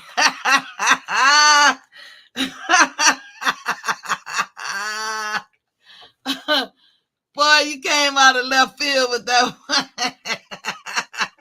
That shit funny. But I can see the logic in it.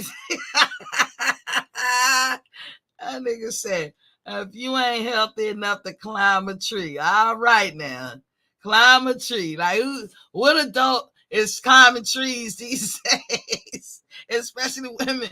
What woman is looking at a tree and saying, I'm going to climb that tree. But you ain't never lied. Because when you was a kid, man, you can look at a tree won't nothing. You be like, oh, shit, I climbed this bitch. Nothing. No hesitation.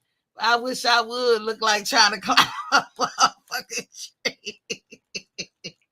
The whole time I'll be thinking, man, I'm going to break my neck. I'm going to fall and bust my back up. He said, write that down, y'all. Indeed. That's a good one. That's a good one, active activist. If that's a benchmark for your ass right there. If you can't climb a tree. Because can you see somebody in their late 30s or 40s or even older trying to climb a tree? If their job don't, require them to climb shit. A dude who work on, or a girl who work on telephone poles and shit, I wouldn't be tripping. Somebody who cut trees down, it's nothing, right? But to the average Joe Blow, I'm going to climb a tree. You got to be twisted, baby. Ooh, the grip of it all. He said a basic test, healthy enough to survive, run from an animal, just a small treat. Nigga, that's funny, though. You can't climb a tree. That's hilarious. The basic test, huh? You laughing too. He said, laugh my ass off. Boy, that's funny. That's old time, man. I would have never thought you'd have said some shit like that. But hey, that shit true though. Because think about it. I seen it's a show that's on, I don't know if it's on Netflix or Hulu or something. It was about survival, and they took some spoiled ass kids and took them to the woods and made them rough it, right? And just seeing them boo-hooing and crying, because it's almost like you would think that they're not as resilient, but they never had a chance to learn how to be resilient, these days, because kids, they don't go outside like we used to. They don't, go through adventures. I mean, every kid in my day can grow up and have an adult, a story as an adult where they can harken back to when they was a kid, and they could have been like, oh man, when I did this, that was lights out. Like it could have been the end of the world. Y'all probably wouldn't even know me today. We all got that kind of story. But these young kids today, they don't even have that. They don't have. I could tell you so many times when looking back, I wish my kid would have thought about trying to do that. I've been like scared for my life, from the shit that I did. We climbed trees, we jumped off of cliffs, we did some stupid shit, right? But today's young adults, they don't have these stories or the wherewithal, so they come off seeming weak. But I'm gonna just say they're not resilient.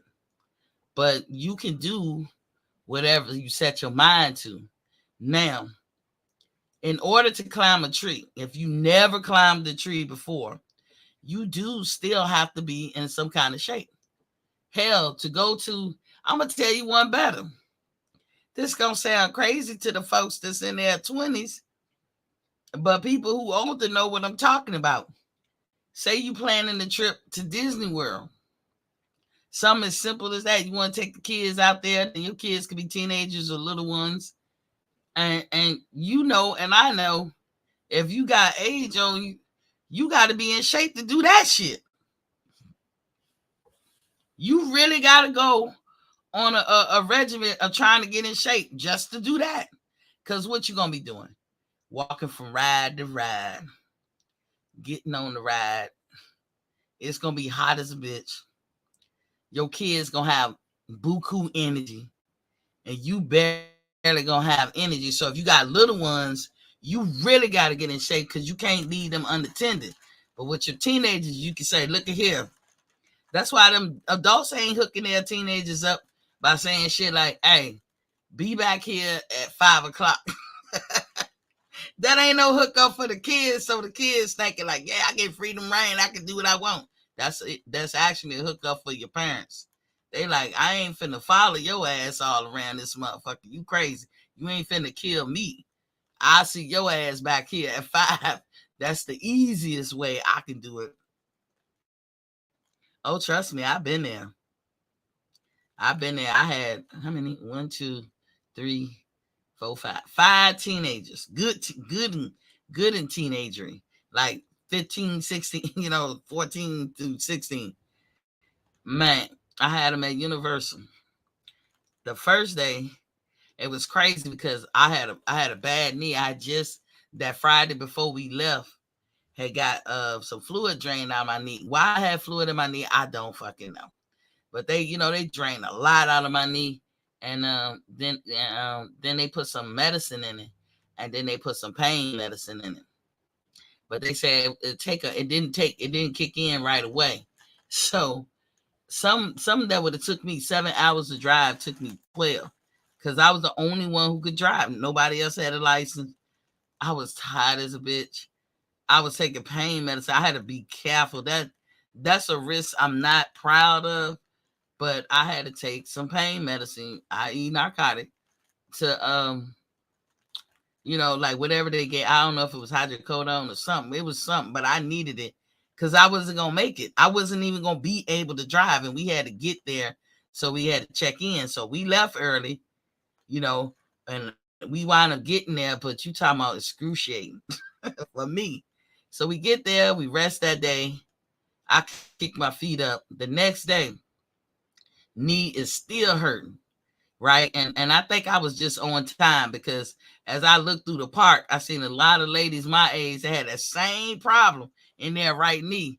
We was all jockeying for a position, trying to get one of them scooters. Them shits was $50 a day. You best believe I unasked that 50. Yo, run me that scooter. Fuck that. I'm not walking around. So the first and second day, I had to have a scooter. By the third day, I felt good. The pain medicine kicked in, and I was walking everywhere. But they wore me the fuck out. By the fourth and fifth day, I was like, look at here. Be back at this motherfucking spot at 6 o'clock. Or y'all better be making y'all way back to the room at 8 o'clock. Man, I'm not finna follow these motherfuckers around. You crazy? Especially the boys. The girls was more my speed, but even they was wearing me out. I'll take the seat and be like, y'all go ahead on and hit them 3 rides over there in that corner.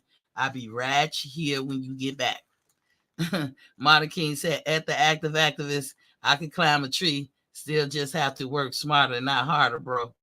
I feel that's good, but that is a good testament as to your abilities, because it take a lot of muscles that you probably don't use every day to climb a tree. Then if you got a belly, like a lot of us older folks do, that's gonna get in the way. It's gonna make it awkward. But that hey man, you said the benchmark of the year. You impressed me, nigga. Street.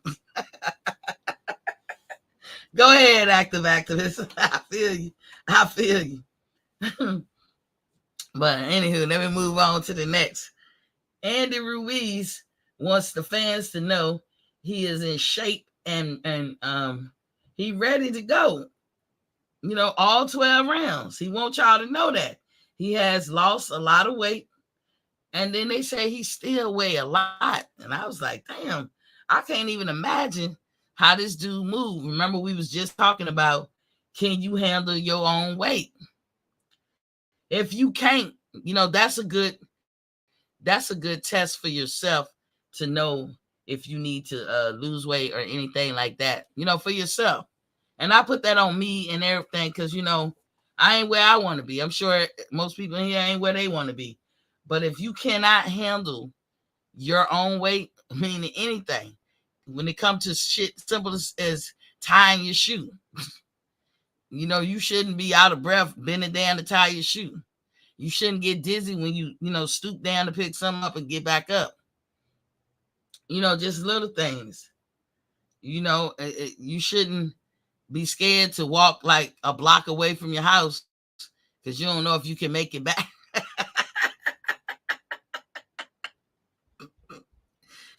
Y'all probably say, you did this before, Miss TT.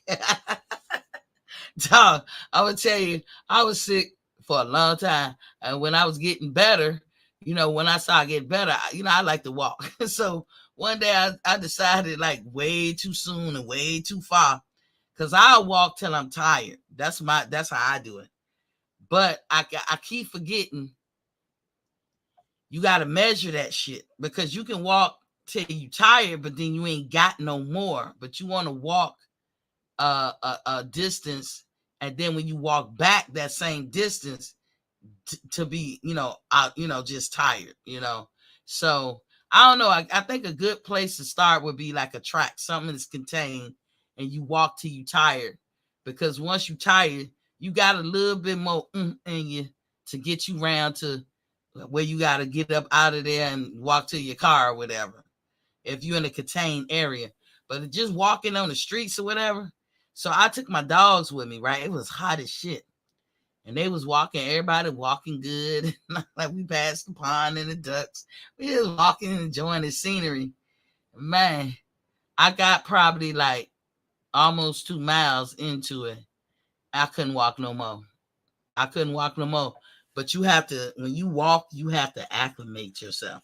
You can't just, especially if you're older. Now, when you're in your 20s, you can do anything. You can push yourself.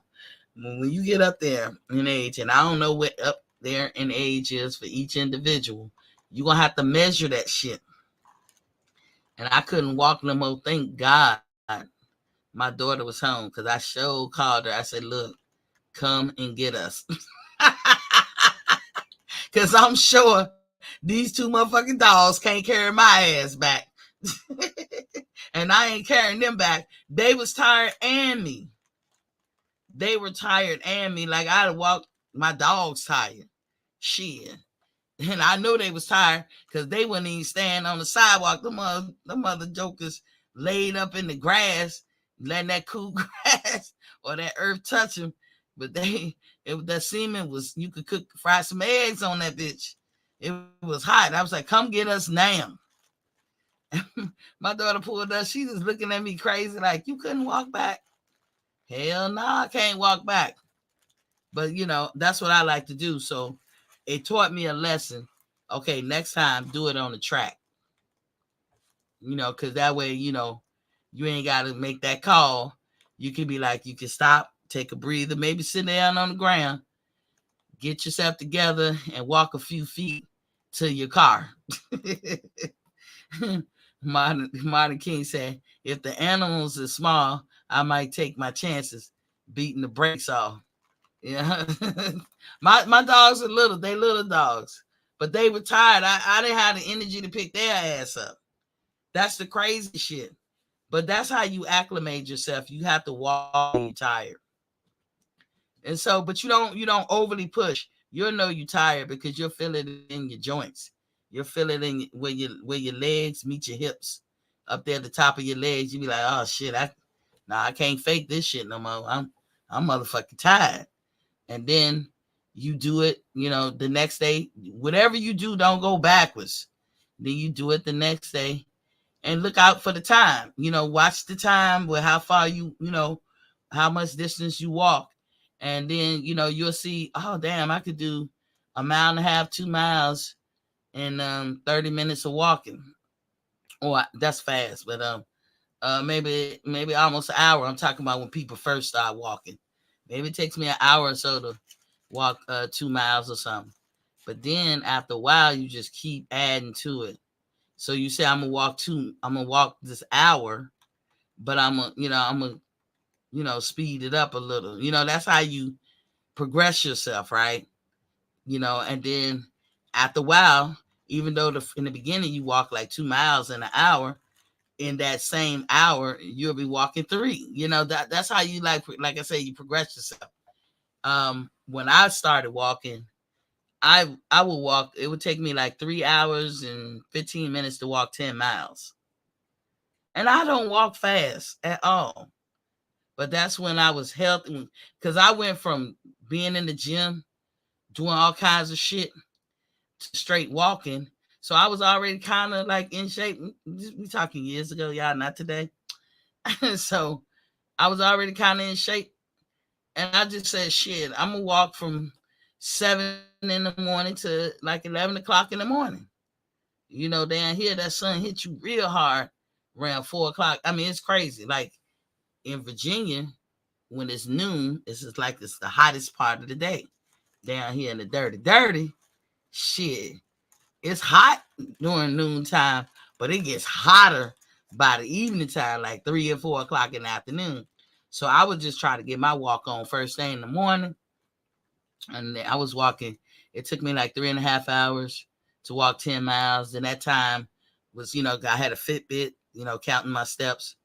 And then, I just kept doing 3 hours a day. And before you knew it, man, I was doing 10 miles. I think my best time was 1.5 hours or an hour and a little more than 1.5 hours. I know that sounds crazy, but I swear to God, I got up to that. And I would walk in the sun faithfully. I mean, the active has seen my posts on my social media. You remember them times when I used to walk? That seemed like so long ago. I'm reminiscing. I'm reminiscing. Angel Johnson was Poppy Queen or King. I don't know. Angel. Let me know. Hey, I'm back. Who do you all think is more better artist, Lauryn Hill or Mary? I choose Mary. She's the queen of R&B. That's a hard choice, but my girl is Mary. It's like Mary was talking to me my whole youth.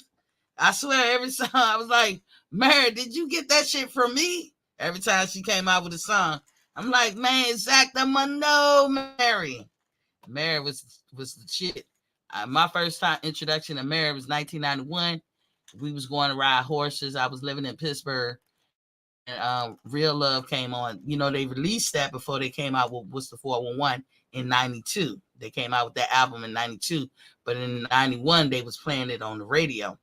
And so I was like, who is this? This song tight. Okay. And then 411 came out, blew our mind. And then with Solidified Mary is My Life, number 2. And most everybody who are married friends, that's their like favorite fucking album. I burned the brakes off that motherfucking CD. My life. You know, I don't even want to pretend to act like I can sing. Active actors say, yep. And Angel said, Queen, laugh out loud. Indeed. Tahari do. What's poppin', Queen? Hello, I always do. I'm here to show love to you from the Just Do Boxing family. Keep grinding. I appreciate you, Queen. We had some queens come through tonight. I appreciate y'all. That's what I want. I want the queens to get involved because we like fighting too. We certainly do. But yeah, if y'all want to get y'all walk on, you gotta take it slowly, slowly, slowly. I want to get back up to 10 miles. I think that was a great accomplishment that I've ever did because you know what else? You know, when I walk, I'm not a fast walker, but when you be walking a lot, if you walk for hours, eventually you're gonna want to start running. Your body just gonna want to start running. And I hate to run. Yes, I said it. I fucking hate the run. That's why I love boxers, because you can't be a boxer and you don't do that road work some kind of way, either that or in the pool. But I hate the run. So I started running at the end of walking 10 miles. I was like, God damn, how much shape I was in, I don't know.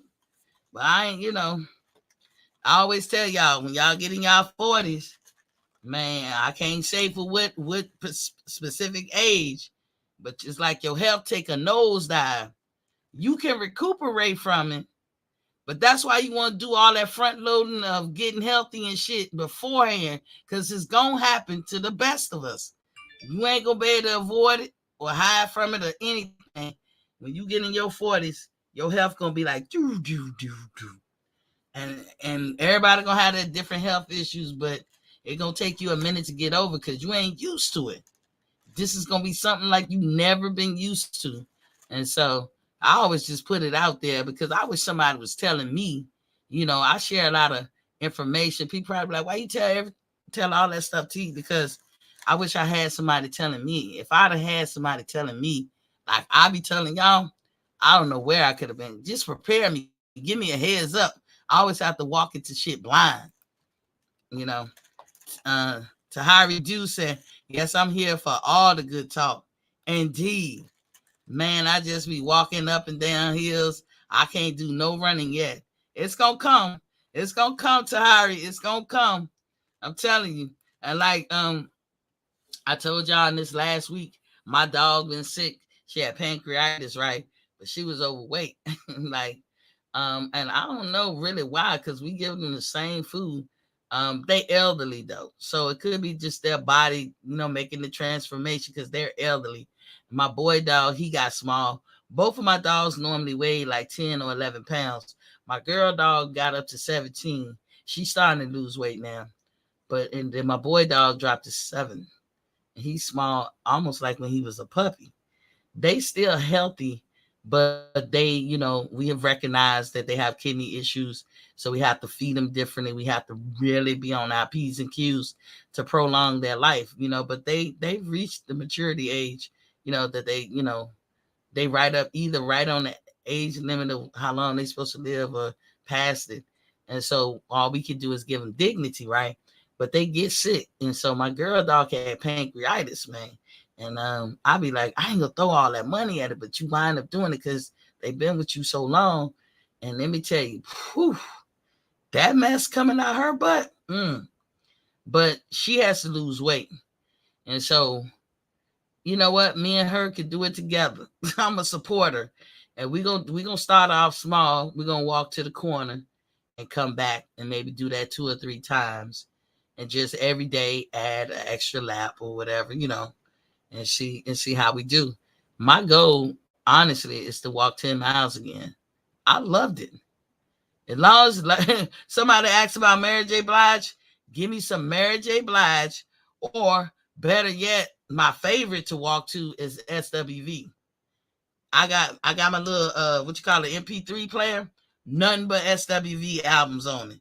Man, I could put SWV on in the car and drive 7 fucking hours to Virginia. and never hear one song repeat. That's how much I love SWV. That's my favorite group of all time. SWV. Tahari said, I just lost 43 pounds, so I'll be running in due time. Congratulations, Queen. Congratulations.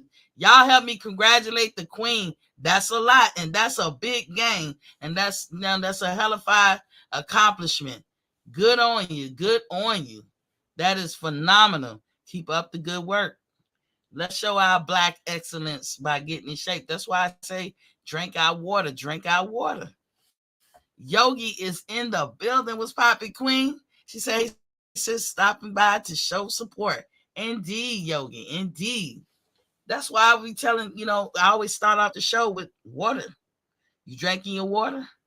I don't care what diet or whatever you go on or whatever change you want to make in your life. If you don't include the water part, it ain't going to work. It ain't going to work as best as it could work. It ain't going to work probably none at all. You know what I'm saying? And water is the key ingredient. Because people do a lot of diets, so they change the way they eat.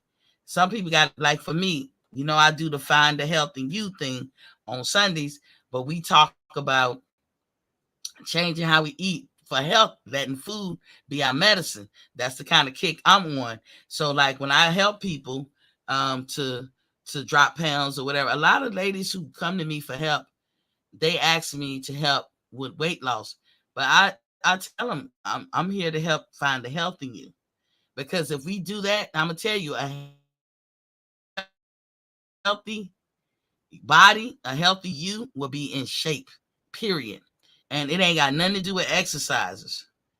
I had to, unfortunately, get sick, lose vital organs before I figured this shit out. And I'm only doing it so I can live. You know what I'm saying? Whatever come with it, I'm gonna take all the benefits. But how it works on me will not be the same as how it work on you. Because as I tell y'all, I don't have metabolism in my body. I'm not making it like y'all. I lost an organ that does that. So all I could do is live. You know what I'm saying? So I take medicine to live. But I went from, and I brag about this all the time, I went from 15 pills a day to 6. Active activists can tell y'all how much I had to go through health-wise. He can tell y'all. I ain't pulling this shit out of my ass. He can tell y'all for certain. And I let the food be the medicine. I just eat differently now. I ain't no big health nut. Listen, I am as American as they come. Yeah, I like my damn chicken wings and steak too. Shit. But I can't have it like I want it. You know what I'm saying? I have to do differently. I have to front load the good stuff, even just to have a taste of the bad stuff. I have to. And I'm telling you, I'm going to have that dude that I've been telling y'all about come in to give his testimony, how working together, we helped him go from type 2 diabetes to basically none. He's right now at a pre-diabetic state. He had type 2 diabetes, taking the shot and metformin. And we just waiting for the doctor to clear him. And we did this in months. We started in May. But y'all, if y'all want to get into that, you want me to help you put together recipes or a regimen, hit me up at boxingfanstalk@gmail.com. That's boxingfanstalk@gmail.com. I will do a regimen specifically for you. But my goal is to help you find the health in you, because I know a completely healthy body is going to be a thin body. But it does. Some people have told me, Miss T, just concentrate on the weight. I can give you weight loss recipes, and my recipes, and I guarantee this, can knock 20 pounds at best off you in a week, and you wouldn't be sickly or nothing. And this ain't got shit to do with no exercise or nothing. I'm telling you, the same thing I did to find out how to get off them pills is the same thing I'm gonna do for y'all that gonna knock weight off or take you from type 2 diabetes to nothing. No diabetes, or get you off of dialysis, or some men to get your whole body working, if you know what I mean. Some ladies too, or help you grow hair, and people suffer with alopecia or whatever. I'm I'm of the belief that a lot of us have autoimmune disorders and they've never been properly diagnosed. And whether it's severe or, or less severe and anything in between, we could all use a change. And you won't really know how bad it is if it's less severe until you get into your 40s. By then it's kind of too late. You be like, God damn, it's right. It's like it's life altering, right? To have to deal with something that nobody told you about all your life. But if you pay attention when you're young, you will know that you got it. And you just have to change accordingly. Some of us will be able to do things that others cannot. We all know people that seem like they got a high metabolism. That's a good thing. It's good for them socially, but it's a bad thing too, because they don't get no warning signs when they sick. When they find out they sick, it's too late. The active activist said to Hari, I think he's saying congratulations. Yep, I've been with her through her health journey. Exactamundo, he can tell you. So getting back to boxing, and like I said, Andy Ruiz want to prove to us that he's the goods. He take his job seriously, and he ain't sloppy fat no more. He wants to right his wrongs and prove to the fans he is a force to be reckoned with in these boxing streets. So he basically saying, watch his fight. And the card alone is going to make people be endeared to watching this fight. But just him and Ortiz, sorry, at this point, they're not a draw. Like, they're not a big draw. Some people will watch it.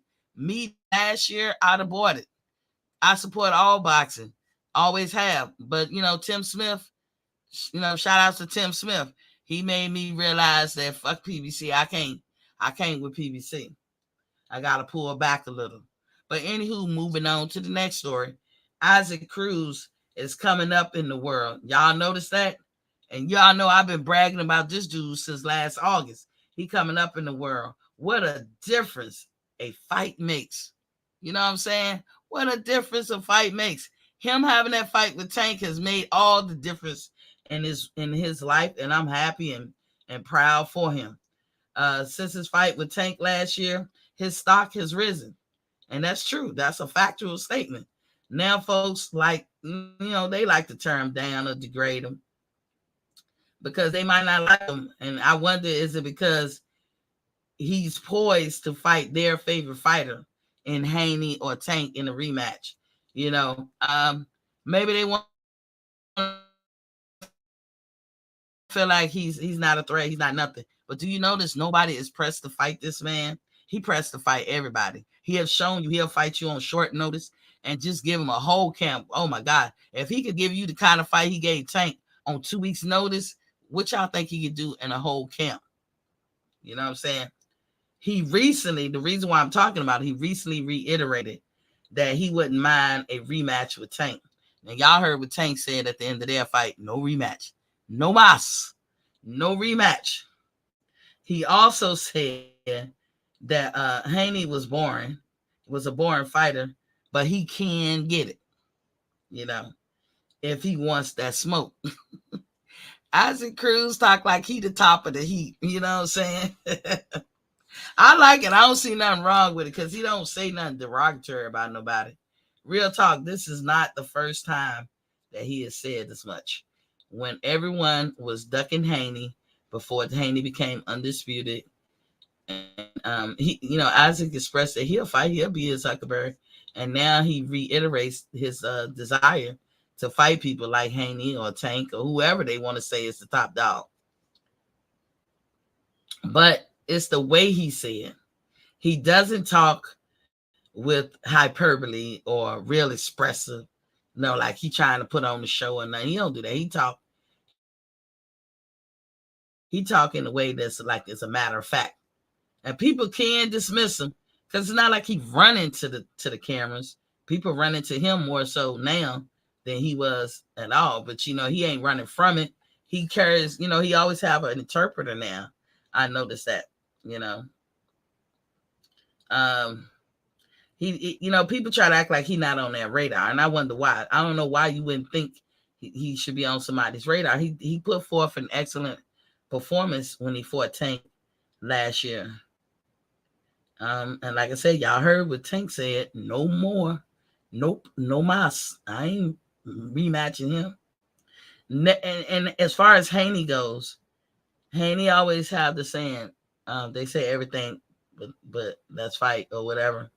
And I agree with Haney. Haney is the undisputed champion, and they need to stop dismissing him and put that dude on the pedestal that he deserved. He do deserve it. But Haney has never answered or really talked about that I heard when it comes to Isaac Cruz. Never says anything. And, not in a bad way, because Haney takes on all challenges. And I think that Isaac has challenged him twice in a respectful way. Ryan tried to use Isaac Cruz for cap or clout, however y'all say that. And all I got to say is, do y'all think people are scared of him or hesitant to fight him? He's what you probably call a high risk, little reward. But whenever someone in 135 division acts like there ain't no one to fight, I call BS. Because dude is always ready. Talking about Isaac Cruz. He's always ready. But like he say, are they ready for him? And so, I end with that. But, I'm a fan of Isaac Cruz. He's a Pacquiao fighter. The dude is the business. He got the warrior spirit. He want to eat. He want them belts. He dedicate himself. He's clean cut. He's not out there being crazy. Now, will fame and fortune change him? It could. It changes everybody. But, it ain't changed him that much yet. The fact that he got an interpreter is probably what was needed. It wouldn't surprise me if he's learning English. And I would say, Isaac, if you got any kind of little money, get you an English teacher and teach you on the side, because you're going to go further in these boxing streets if you can speak English. I like the way I like his whole demeanor. You know what I'm saying? But you got to, go ahead and start speaking English. Don't be like Canelo. Don't be like Canelo, because Canelo waited too long to me to try to start speaking English. And then we know he speaks English, but he prefers Spanish. And that's cool. I'm glad that Canelo is proud to be a Mexican and all. I'm not knocking any of that. But we are Americans, and the bulk of your fights is in America. Your fame grew out of America. It didn't grow out of Mexico or somewhere overseas. It grew out of America. So in that case, if that's the path you're on, then learn how to speak the language of where your fame is growing. To me, that's sound advice. So that's all I got to say about the news today. I'm going to tell y'all about something I'm doing tomorrow. I'm doing a typical girl response to some shit that I've been going through tomorrow. And y'all going to laugh at me. My dad laughed at me. But I'll let y'all know tomorrow. Let me drop it again. The link, if anybody wanted to come through and chime in and say a few words and hum a few bars, y'all more than welcome. Let me do this word from our sponsor.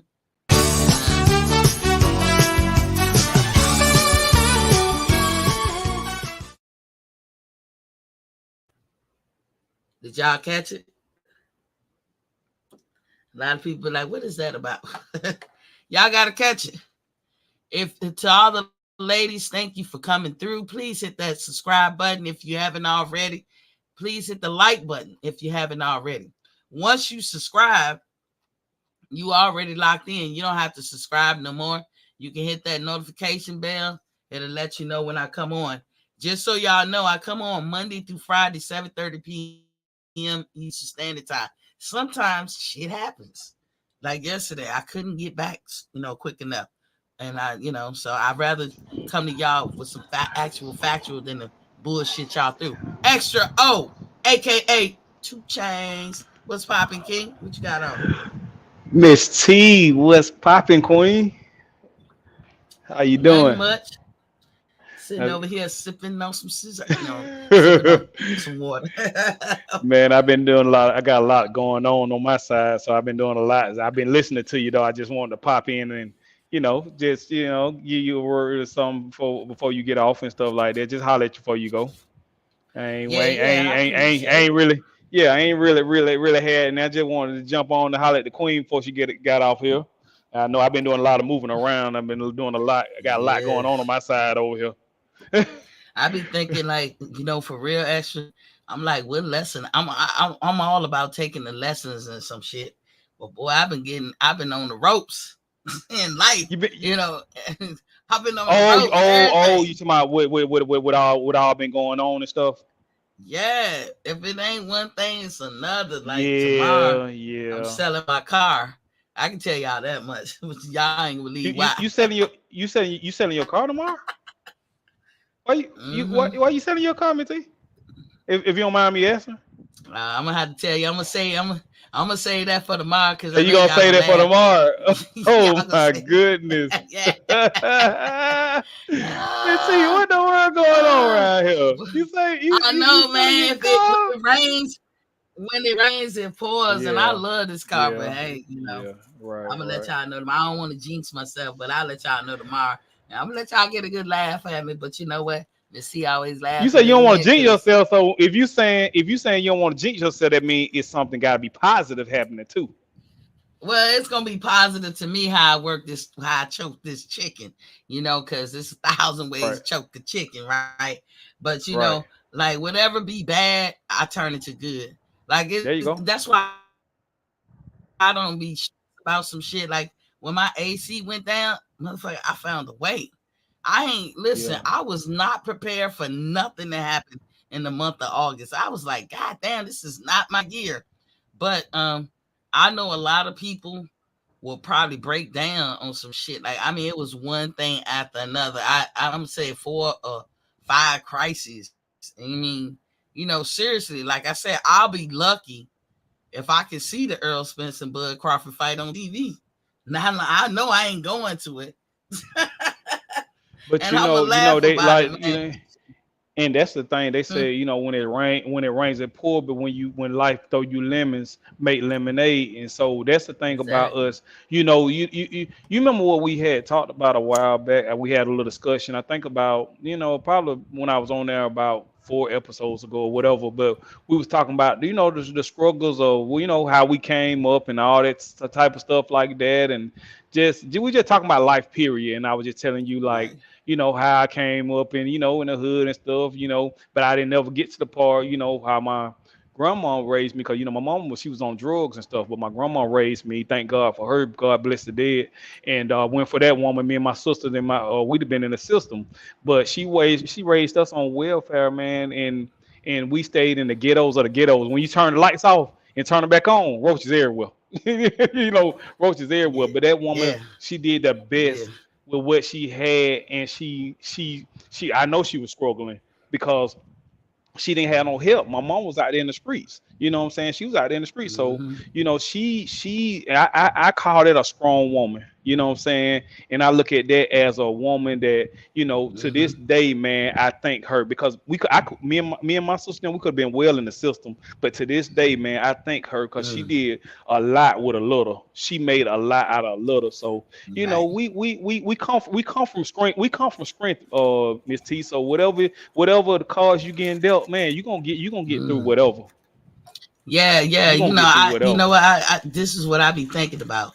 So last year, uh, like days before I went to Vegas, everybody knew I had a show then. I've been on the air about a year now, and Right. I was going to Vegas for my 50th birthday. Active Activist was there with me, and I had never in my whole time in the military got a real chance to celebrate my birthdays. It was either on duty or I had to work the next day, or just when the money won't right. I was struggling, Right. and Right. for 20 years, I can't even recall maybe 1, 2 motherfucking birthday parties on my behalf. So when it came to the 50, I said, man, I gotta celebrate. I gotta do it big. So Right. I planned that trip for a year, had everything straight, and I'm driving around, doing last minute shit as ladies do, like getting your hair done or getting your toes Yeah. done or whatever. And I Yeah. get a call. from Texas. Somebody at Uh, the child support from Texas was like, "Yo, did you get that check?" Because I obviously, when I check my mail, to me I call it junk mail, but I'm one of the people that still like the paper bill because I like to save shit. Because I'm gonna tell you, right, with the right, computer, you can always come back and say no. In our computer, it says whatever. But once you send that document, you can't right. renege on that shit. So Exactly. I always put my paper on the foyer on the table, and my mail, and I get to it when I get to it. Most of the time, I look Right, at it, tear it up, throw it away, or keep it, right. file it. And so I said, "No, I ain't getting no money." And I'm like, "What are you talking about?" And they said, "Yeah, we sent you a check." I said, "Oh, okay." And in my head, I'm just thinking, maybe a couple of hundred that they had to take from them or whatever. And I said, "Well," before she got off, I said, "If you don't mind me asking, how much was it?" Man, that honey told me 5 G's. I was like, I turned the corner, man. I did a U-turn. I stopped whatever I was doing, got back to the house because it was getting close to the evening when the banks was going to close. Man, I went and looked on that table, found that check, was like, what? Raced to the damn bank right quick, deposited shit. Oh, I did the Right. I know birthday that, right? big. I did the birthday big. Y'all don't know, I don't live close to Atlanta. I got a limo ride to Atlanta, limo ride once I got to Vegas. Man, I was doing it big up in the MGM Grand. Man, I'm telling you, had a good ass time, right? And Yeah, and this month, going through what I'm going through, I was like, man, I wish I'd have just put that shit up because I yeah, wasn't yeah. expecting it. Right, So that's right, the right. lesson. That's the Yeah, lesson what I mean yeah, by, like, yeah, yeah. But yeah, being broke or spending a lot of money, watching money fly out your hands, as you say, we grew up poor as hell. It yeah. don't break me. It don't even scare me. It Cause don't. there's scarier things, but some But people see, but you lose know their what though? fucking mind. But you know why? You know why? Why? Because they come from privilege and they don't know how to handle it. See, we grew up through poverty. We grew up through all that type of stuff. So when you dealing with situation, when you don't dealt with, been through all this type of stuff, when you don't been through the lows of the lows, the bottoms of the bottoms and stuff like that. When you go through stuff, it don't phase you as much. Yeah, it might kind of knock you back a little bit. It might kind of, what I'm saying, kind of do something to you a little bit. But other than that, we kind of go through it because we ain't that we had never seen. But if you get these privileged kids, more so like I ain't gonna just say white kids because there's some black privileged kids too. But they go through Mm-hmm. stuff. They when they lose money or something like that, that's why you see them committing suicide and having breakdowns and all that stuff because they don't know how to handle it. They never been through stuff like that. They never been through Yeah. stuff because they always had somebody give them something, always had somebody to give them. And so when stuff get taken away from them or they lose it somehow, they wealth, they go crazy. They Mm-hmm. go killing everybody or they go killing themselves or they Mm-hmm. snap. It ain't nothing for us though, Yeah. because we don't been through it.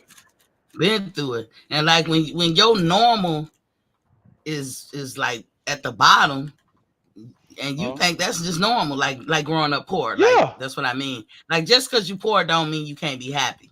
I don't Right. feel like I missed nothing growing up.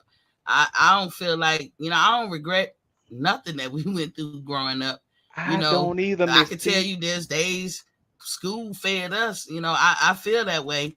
Yeah. My mom would say, you had food in the house, but it really won't. I mean, we ate syrup sandwiches, mayonnaise sandwiches, you know, put water in cereal. Yeah. Average Yeah. middle class See, person, people don't that's know nothing about unheard that. of.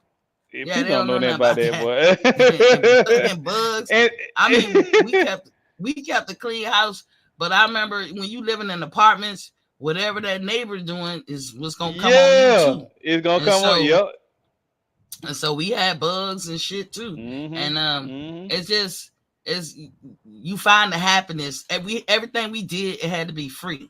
It had to be Yeah. free. And then you pretty much window shop. I mean, we used to sit at the window, me and my siblings, and we'd be like, "That's my car," when a car drives Yeah, down the street. yeah. It's like hoping What's that and word? What's wishing. that word we say? Well, bingo or something. We used to say have a word we say when a car go down the street that we like, and then you say, we used to say something. We had a word, but it stands for that's my car though. But if you like bingo or Yeah, something, we say something. It's a word. I can't remember what it was though. But I definitely understand what you're talking about yeah, because when you think about it, like even I don't regret it either because it made me the man that I am today, the things that I went through, and I wouldn't have been able to get through a lot of struggles that I went through in life. I wouldn't have been able to get through them had I grew up through the struggles that I did grow up through. I wouldn't know how to handle the things that I have been through. And that's why I say, even with some of the stuff, and I don't know the ins and out of what all you go through, but I know so you saying you go through stuff and you've been going through stuff lately, but I know that it strengthened you because you are yeah. strong and you are a strong black woman that you deal with whatever comes. You know what I'm If you saying? have faith, if you have faith, well, Yeah. it Oh yeah. pisses me off because I told you I've been retired for a long time now. Right. I'm young retired, but You're I'm right. Right. Right. retired, and so Right. whatever money I be saving, I can't save like when I used to work, and so Right. that money just flew out of my motherfucking hand this in this last couple of weeks, and it's like, oh shit, you know. But again, when you do have something, it makes you appreciate shit. And like Yeah. my car, I love my car. I'll tell you all about it tomorrow, but I love my car, man. And I keep my shit nice because you learn how to appreciate what little that you do have. And Mhm. all that. It ain't Mhm. breaking me. It's something I'm going through, but it ain't the end of the world. But like y'all know about the AC shit. Both of my ACs go down at the same time. It ain't just me though. My neighbors Right. going through the same thing. We like, what kind of house we bought? Well, shit, because because I've seen people with houses all their life, and Mhm. and our house looked, from the paperwork and what we saw, it's nice. It was nicely built, nice. Like we got hardy plank siding and shit. We ain't got no cheap shit, but it just I'm not used to replacing and doing some of the stuff you gotta do when you got a house, you know. Right. But Yeah. again, I grew up poor. This is my first house. And I've been living here Right. like 11 years, but still, I've had to replace the roof last year, the whole fucking roof. And then both the ACs went down this month. That they ain't go down to after they Man. hit me with an $800 electric bill. I'm like, who the fuck use Yeah.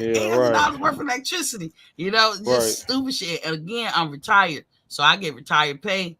So it ain't like I got a lot of discretionary money to work with. It ain't the end of the world, but I ain't missing a beat because of how I lived all these years when I did work and what I saved and what I'd acquired. I got things. I just bought a printer, probably about a year ago, but I was using that same printer for like 11, 12 years. You Wow. know what I'm Yeah. saying? And it worked Yeah. fine. It ain't broke.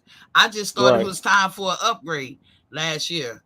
But I was using Right. the same printer for 12 years, working perfectly. But I keep my stuff up like that.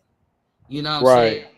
saying? So when you don't be expecting something, it's just like And sideswipe you or whatever. And I'm like, man, I'm telling you, man, it was one year our AC went out. Then right behind that, our hot water heater went out. mm, And then it was just like everything was just going out back to back to back. And we had the man, I'm talking about before I know it, we had paid out almost $5,000 getting stuff fixed around the house. Cause it was just like stuff was happening back to back to back to back to back. And there was stuff happening to the cars, there was stuff happening to yeah. inside the house. It was like, man, what in the world is going on right?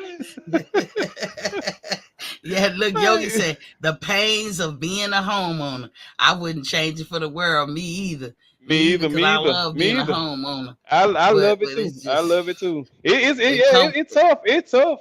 You know what I'm saying? And I it come know, with a and I know, price.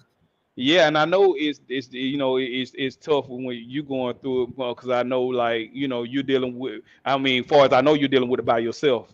You know what I'm saying? Yeah, So you it's have out. to you have to bear the brunt of it. You know what I'm saying on your own. So I know Yeah, it's tough for you. it makes you stronger though, because I'm appreciative. Like I said, if you were to look at my home or look at the things I got, you wouldn't think that I was missing shit. One of my Right. family members told me they thought I was rich. I said, "Where?" I started laughing. Mm. I'm like, I ain't rich, I ain't shit. This is years of acquiring shit. That you And just oh my God, like there was a you know how to time. take care of your you know how to take care of your stuff. I remember in the military, especially when you're overseas. I remember there was a time I was getting $5,000 every 2 weeks. This was back in the day. Right. So it was more then. Yeah, I was fucking off money, man. When I was younger, Man, you pay yeah, somebody young that used to being poor. Like when I yeah, first came in, because I did most of my time overseas. And when I was young, I was in my early 20s. And you know, I'm just fresh from my mama's skirt. So I'm used to that poor life. I'm used to coulda, woulda, shouldas, or wishing, you know, upon the star, you know, looking at stuff like, man, I wish I could have that. When you finally get on your own and start buying for yourself, ain't no wishing in it. Motherfucker, I'm gonna have it. I see it, I'm going to get it. exactly, That was my exactly. attitude. It was the wrong attitude because I should have always just been about being financially Well, responsible. Well, You see, know, but I did change that. that's the thing about being young. Cause I can tell you, man, I had my days too. I mean, I ain't gonna, I don't want to put out air how I was getting my money, but I was getting money. So, you Yeah, know what I'm yeah. talking about. I was I getting feel it. you. So, you know what I'm saying. When that money was coming fast, you spend it on you spend it fast. You just spend on whatever because you gonna get. I was living just like this. I know I'm gonna make another. You know what I'm saying, $2, $3, $4,000 tomorrow. So I'm gonna go in, go buy this, go buy that. I'm buying stuff that I didn't even need. Just because I was getting money that Exactly. fast. You know what I'm saying? I didn't even need Exactly. this shit. I didn't need this shit. I'm just buying stuff. You know what I'm Dude, saying? You know, I do you one so better. In my early 20s, my underclothes was matching what I had on. My shirts matched my shoes. I had too much shit. what? Yeah, like nothing to spend it on. I ain't had no kids. I was like, uh, yeah, uh, $50, $60, $100 shoe, whatever. Give it to me. I like it. That's all I had to do is look at something and say, I want it. Boom, I got it. right, and you And go get it. that's just how it was. But I did change that generational curse because that was being financially irresponsible. Yeah. And I changed that with my kids because I was like, look, whatever you get a job, if anybody young listening to me, the first thing you do is pay yourself.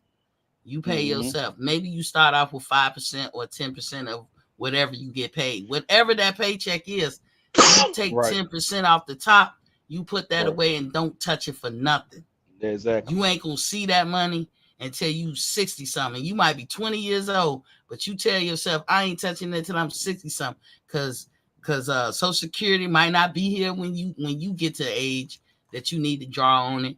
A lot Right. of things can Right. change over Mm-hmm. decades. So you Mm-hmm. gotta prepare for yourself. I taught my kids that way. I taught them how to spend on that credit card. Like when you first start off with your credit card, you get one of those secure credit cards. I told my Mm-hmm. kids, look, once you get out there, once you get grown, everybody gonna be throwing credit at you. All credit ain't good credit. You only Right. need this, and then don't ever spend what you can't pay off in a paycheck. Exactly. You know, Exactly. stuff like that. And now see, I done created a monster. Cause like my daughter, she a beast. She and a see, beast. and see, that's the thing. But see, that's the thing. You know what I'm saying? You teach, and that's how I do with my kids. I see them saying, see, cause me T, I didn't establish credit until I got this my second my second wife. This is my second. I didn't establish credit to her. You know what I'm saying? Because I bought everything that I wanted. Man, I paid cash for it, Miss T. I didn't have no credit, and she was like, "How you go all these years without establishing any credit?" So what we do now, we Mm-hmm. have credit cards, and we know well, we'll buy something using the credit card, but that we know we can pay for, and we'll go ahead and pay it Yeah. off before the Yeah. time. Just establish that credit. You know what I'm saying? We'll go Yeah. ahead. That's all you You know how use it you for. yeah. Yeah, yeah, Yeah. yeah. So you building credit and Cause stuff like that. But there's some things that only take mm, credit cards, or yeah, some things you can only like if you buy a house, unless you buying it straight out, you have to mm, have credit. you gotta have credit. You Or gotta a have car, credit. like expensive ass car. And so I Yep. learned a lot of tricks of the trade, and Right. I'm willing to share. Like I know how to like say for instance your credit get messed up, right? Mm, I know different websites or different organizations that you could be a part of to help you clean up your shit. Like I'm gonna tell you, I'm gonna drop this on y'all. Y'all might know. I don't know if y'all heard of Lexington Law. That's a good little organization. It's out of Utah. Okay. Get with them. They'll Okay. clean your shit up in about a year. You'll be surprised, and they're gonna walk you through it. They're gonna do it. You gonna Mm. do it with them. They're gonna do the brunt of the work, but you Mm-hmm. can't turn. They can't turn in, inquiries and stuff like that to the credit bureau. Only you can for yourself. But they will Right. draft up the documents and shit the whole time. Everything is school to me. So at the whole time they was doing that, because I got a divorce and that's how my shit got messed up. Right. So Right. Right. Right. everything they was doing for me, I was look at it, I print out the paper and save it as a template. So I know now, first of all, I can tell y'all these debt collectors, man, you don't have to pay them. You don't have to pay Let, let, them. It's so let me ask you a much. quick question though. Let me ask you a question. When you got divorced, you didn't file a chapter 7. What is chapter 11? Chapter you didn't file. You didn't file Nah. break. You didn't do that. Okay. The job I had in the Navy, Mm-hmm. I couldn't be a person that's fucked Oh, up financially. You know gotcha. what I mean? So I was very leery of doing stuff like that. But let me put it this way, I don't think I could have got milk on credit after that divorce. But Oh I didn't wow. know what you need to be as a wife. So I was going by traditional, what I thought was traditional, or how the movie showed that you gotta be as a wife. But if you gotta Mm-hmm. have a willing participant in your marriage, and it's both of y'all gotta work at it. And if one of y'all Yeah. working at it, it ain't gonna work. And the other one could bring you down. And that's what Yeah. happened with me. So it's a life learned lesson. I can tell you now, if I was to ever get married again, your money is yours and mine is mine. Goddamn it, shit. We ain't never should Yeah. have two intertwined. That's just how Right. I can. That's how I be. Yeah. But I do believe in some But you, but you, traditional but shit. you, but see, that's the thing, Miss T, and see, that's what that's what I hate too. I hate that when you go through something in your previous marriage Mm-hmm, or whatever you may situation you was in and stuff like that, and things mm-hmm, go awry and things go kind of hayward. You kind of carry, what I'm saying, because now it's almost like, okay, I can't go through that again. So now it's kind of like that next person that might be the person that's kind of like got their stuff together and you would mm-hmm. want to, you kind of guarding yourself against like, I don't know if I want to, you know what I'm saying, because it's But kind you of gotta live in fuck that. reality, though. I'm too old to start over in that I way. got you, I got you, I got So you, I I got you, I can't. I understand, can't. I Yeah. understand, yeah, And yeah, I no understand. harm if he should be happy. If I'm saying your money is your, I don't want your money. I don't need your money. Uh-huh. I ain't asking for your money. So you ain't Uh-huh. got to worry about that. But we gonna split everything down the middle. Now, can we share an account? We can share a vacation account where we both put in, but Okay. we both have to be there to take it out together. We could do that, but Right. like just your regular money, now, because that's how shit get messed up. That's a lesson Yeah. I gotta take. If God wanted me to see it some other kind of way, I would have had that life. That's how I look at it. Gotcha. I ain't knocking the dude or nothing like that, but Mm. I'm just like, look, you protect you and I protect me. Fair exchange is never any robbery, right? Yeah. So stuff like that I learned, or like this debt stuff.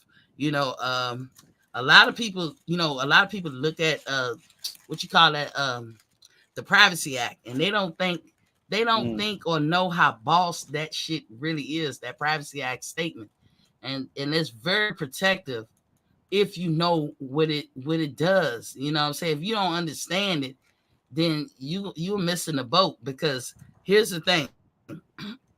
If you are out of state and you're a debt collector and you buy somebody's debt from a company, Mm. and you're not in that same state, it's illegal for you to do that. That's number Mm. one. Wow. So what debt collectors do is they'll call you, and let's say you owe this debt, and it probably be like, let's say $1,500, and they'll be like, Okay. look, we'll make a deal.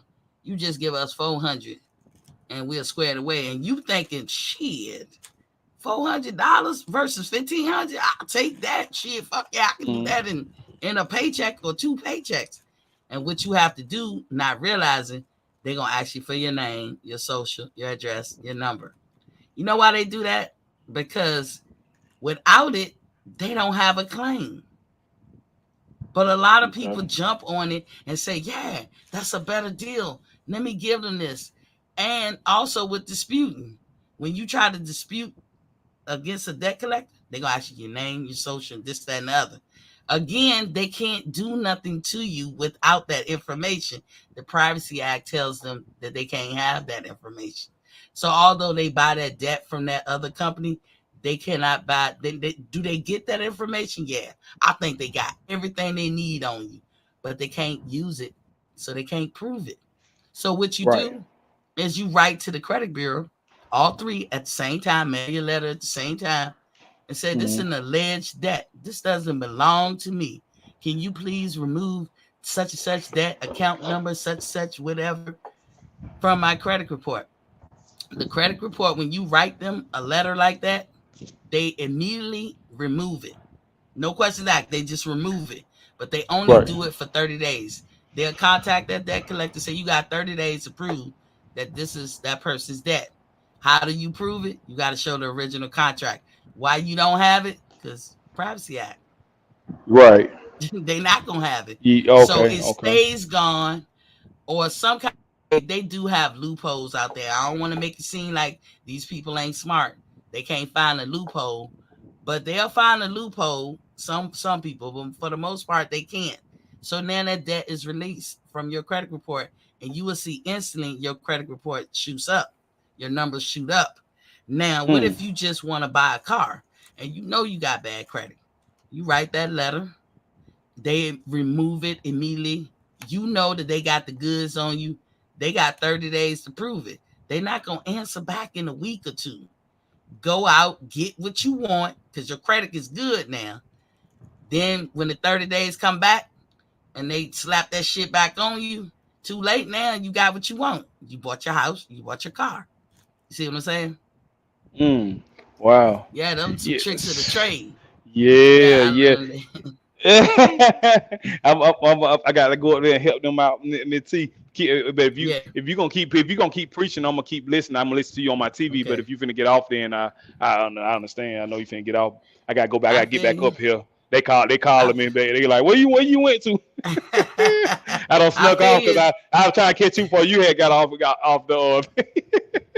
Thank you for your time. Tell them thank you for your Yeah. time. I appreciate it. Make sure y'all hit that like button. Yeah, but Yeah, y'all, you know I already did coming in. You know I always do. Come on, everybody hit that like button. most definitely, most definitely, Yes, and but if that's you a gonna stay trick. on, That's a trick too. if you still on, I'm finna listen. I'm gonna listen to you on TV though. Okay, cool. I got a few Okay, okay, minutes. okay. So that's a trick to the trade, y'all. That each and every last one of us could do. Never dispute nothing with a debt collector, and write your letters to the credit bureaus telling them that it's an alleged debt. And every time somebody call you about it, say that. Now, the person that you had the contract with, that you bought the services from, they're not going to contact you no more. You know why? Because they're a real organization and they got insurance, and it's against the law for them to double dip. So, see, when you don't pay, they call in their insurance and they get paid anyway. You see how that works for y'all? A lot of people don't know that, but that is how that's the American system that you live in. You can always get what you want. The difference between a person with bad credit and a person with good credit is that the person with bad credit will always pay more. Remember that. They will always pay more.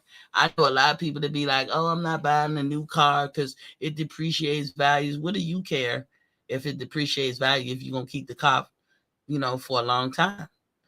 Why would you care? Especially to women out there, if you're not a mechanic, why would you take a chance? This is what I always say. Why you take a chance with a used car? Y'all think y'all saving money by buying used cars, but you're not. You spending more because even the APR starting off is not going to be that low, no matter if your credit is good, because they don't make no money off you like that with used cars.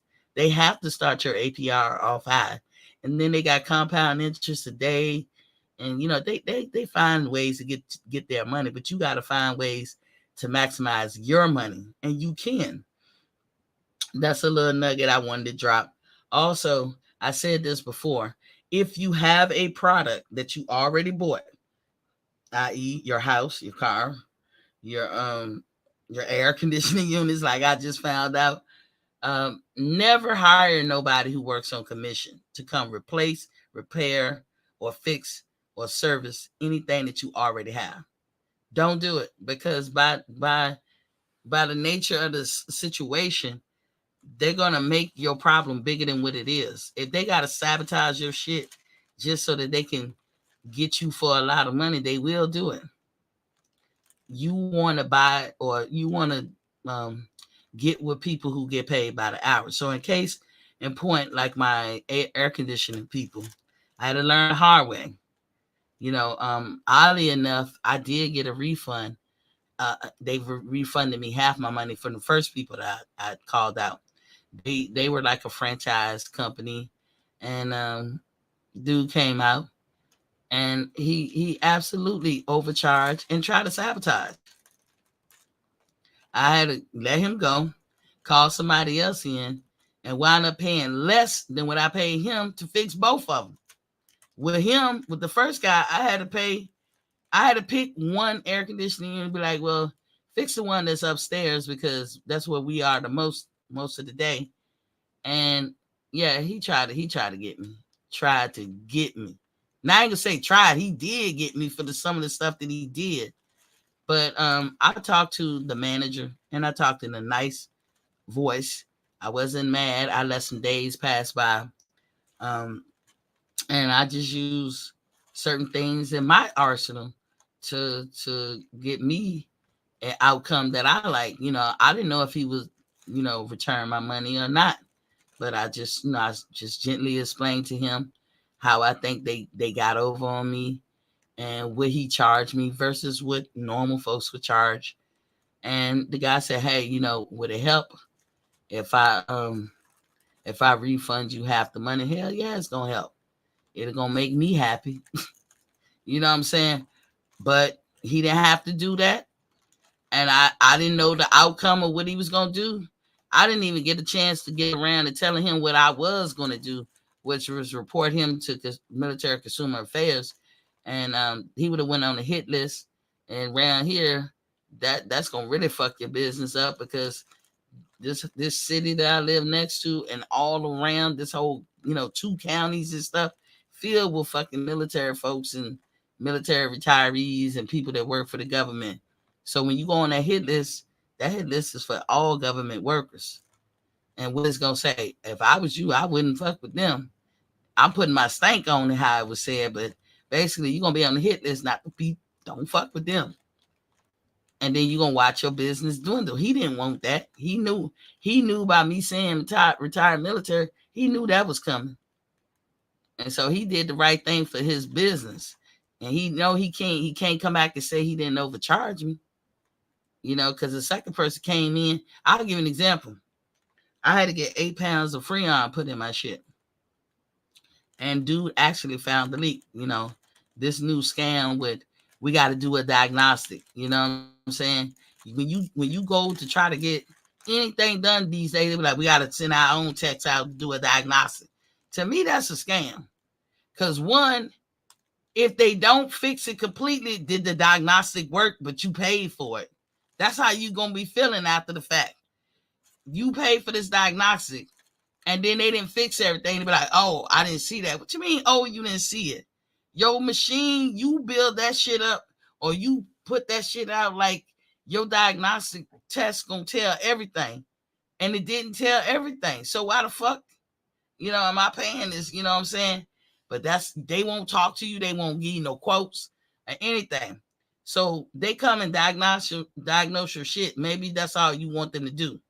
Then you go and try to shop around to other folks and be like, yo, I need you to come over here and fix this. Well, we can't, we got to do a diagnostic. Yeah, sure. I know you got to do it. I get that. You come on and do it. Whatever. I ain't opposed to it. You're going to find what they found. You know what I'm saying? But then they be like, well, we can't quote you. Why the fuck you can't quote me? You have been in this business, as you say, for 30 years. I'm asking you a specific question. How much fixing this thing costs? You can't tell me? It's a secret now? You know what I'm saying? And I found out that they work on commission. So that's my other nugget to drop to y'all. If you have a product that you already bought, I don't care if it's your car, your house, whatever, your air conditioning units, your wiring for something, whatever. If the person you call works on commission, prepare to get rooked, prepare to get violated. It take a special person to not to do some shit like that. Like if I had those kind of jobs, I wouldn't do it, but that's just me. I wouldn't do it. But that don't mean somebody else would do it because their paycheck depend on how much money they can get out of you. They trying to have a good paycheck. They don't give a fuck how much money you got or what you working with. And then they leave doing a half-ass job. Hell, I could say that even about the pet things. I had to put my cat down, and I blamed the pet hospital because they want to run every motherfucking test in the world but the obvious test. And to the point that I had said training time out, because I'm telling you, in 15 minutes, I was up to $1,000 with just tests. And it was evidently clear once we found out what the problem was. I had to go on base, take my pet to the doctor on base, and found out that they had stuff lodged up in them. My cat had been eating like our hair twisty ties and parts of the Christmas tree, which you got the fake Christmas tree, and the shit didn't pass through his digestive system easily, and it of course he didn't poop it out, so it was lodged in him. So the idea was to go inside him, put him down, put him out, like as far as what is sedation or whatever, and just put him out and use a tool to go down in there and pull it out the right way. You would think the hospital has all this stuff. They were so busy running every test but the obvious test. All you had to do is do an x-ray. You would have saw what the problem was. I took them to the base. They did an x-ray. They instantly saw it. I didn't have to go through a million motherfucking tests. They saw what was wrong, and I couldn't go back to the hospital. I mean, because I knew they were like, well, we got to do our own tests. And it had just been like that. So I got the base to remove the stuff, and they told me, he might not make it through this. So they did it, and I sat in the car, and they came out and they said he made it through or whatever. I was like so happy and everything. And I took him home, and within a week, we found out that just doing that, his larynx was paralyzed because they had to go through like in a rudimentary way. And he went from 17 pounds to 7 pounds. My cat, I love my cat. And he was like making sounds like he had his mouth open. Whenever a cat got their mouth open, it's dangerous. Something is going on because cats don't have their mouth just hanging open. They don't do that. And he was slobbering and shit, and he couldn't drink water. He couldn't do nothing. I had to take him in every week for to be hydrated. That particular month, I think I spent like $3,000 or something. Just taking him in every week just to be hydrated for the week. But they told me if he ever catch pneumonia, it's pretty much the end. And he did. He was 2 years old. And I blame them for that. I blame that hospital for that. And that's some shit I can't get over because they were so busy trying to make money off of me, running unnecessary tests, that my cat is gone. You know what I'm saying? So, yeah, I get emotional about that one. I still ain't got over that because then I had to make the decision to put him down. And I just don't see myself as a person who make them type of life decisions. I don't care what the animal is. It could be an animal that I don't like. It's not my job, on earth to decide who lives and dies. So I took that shit real personal. It still gets to me. I would do a shout out to the base vets because before they cremated him, they gave me a paw print and all that. And every time I see his pictures, I just can't get over it. Like to this day, I can't even get a cat, but it's not advisable for me to get a cat because I'm highly allergic to them anyway. But I love my Simba. My daughter named him Simba. I call him Simbalicious. But I love my Simba, and because of the greed of the hospital, I don't have my cat with me. He was 2 years old. And I took care of this cat from when he was a week old. I mean, fixing bottles. Like they got formula like children. They sound like children when they cry and they ready to eat. We was feeding them every 2 hours like a baby. You know, and I remember that like it was yesterday. The sounds he made when he was hungry and when he was lapping up his milk and all that stuff. And we brought him from a week old to 2, and that's what we had to deal with. So it's like I don't even trust the vet hospital around here, you know. And even with this last episode with my dog, my girl dog, who had pancreatitis. Now I know I'm saying a lot. Y'all probably be like, damn, you giving a testimony, but this is what I've been going through. And I think this vet did a solid for them. Wasn't a vet hospital or nothing for her. But we did go through some extracurricular shit before we got to the meat and potatoes. Like I'm tired of that shit. So maybe that's why I'm at this point where I said, man, I'm just gonna sell my car. But I'll tell y'all about it tomorrow. If it's successful, if it's not, it may not work. But I'm at least try. So, but that's all I got today. Y'all remember about that debt collection thing I told y'all that's gonna save some of y'all. And remember about hiring people with commission. Commission is not a bad thing when you're buying a product. You go to buy a house, yeah, damn right the motherfucker's supposed to be on commission. You go to buy a car, damn right, boat, whatever. When you're buying the product. Once you got it, don't hire nobody that work on commission to service or fix or anything in your house, your car, your anything. Because they're gonna be what they're gonna be. It's gonna be like looking for a needle in a haystack to find an honest broker. So with that being said, when you know better, you do better. That's all you can do. And on that note, peace. I see y'all tomorrow.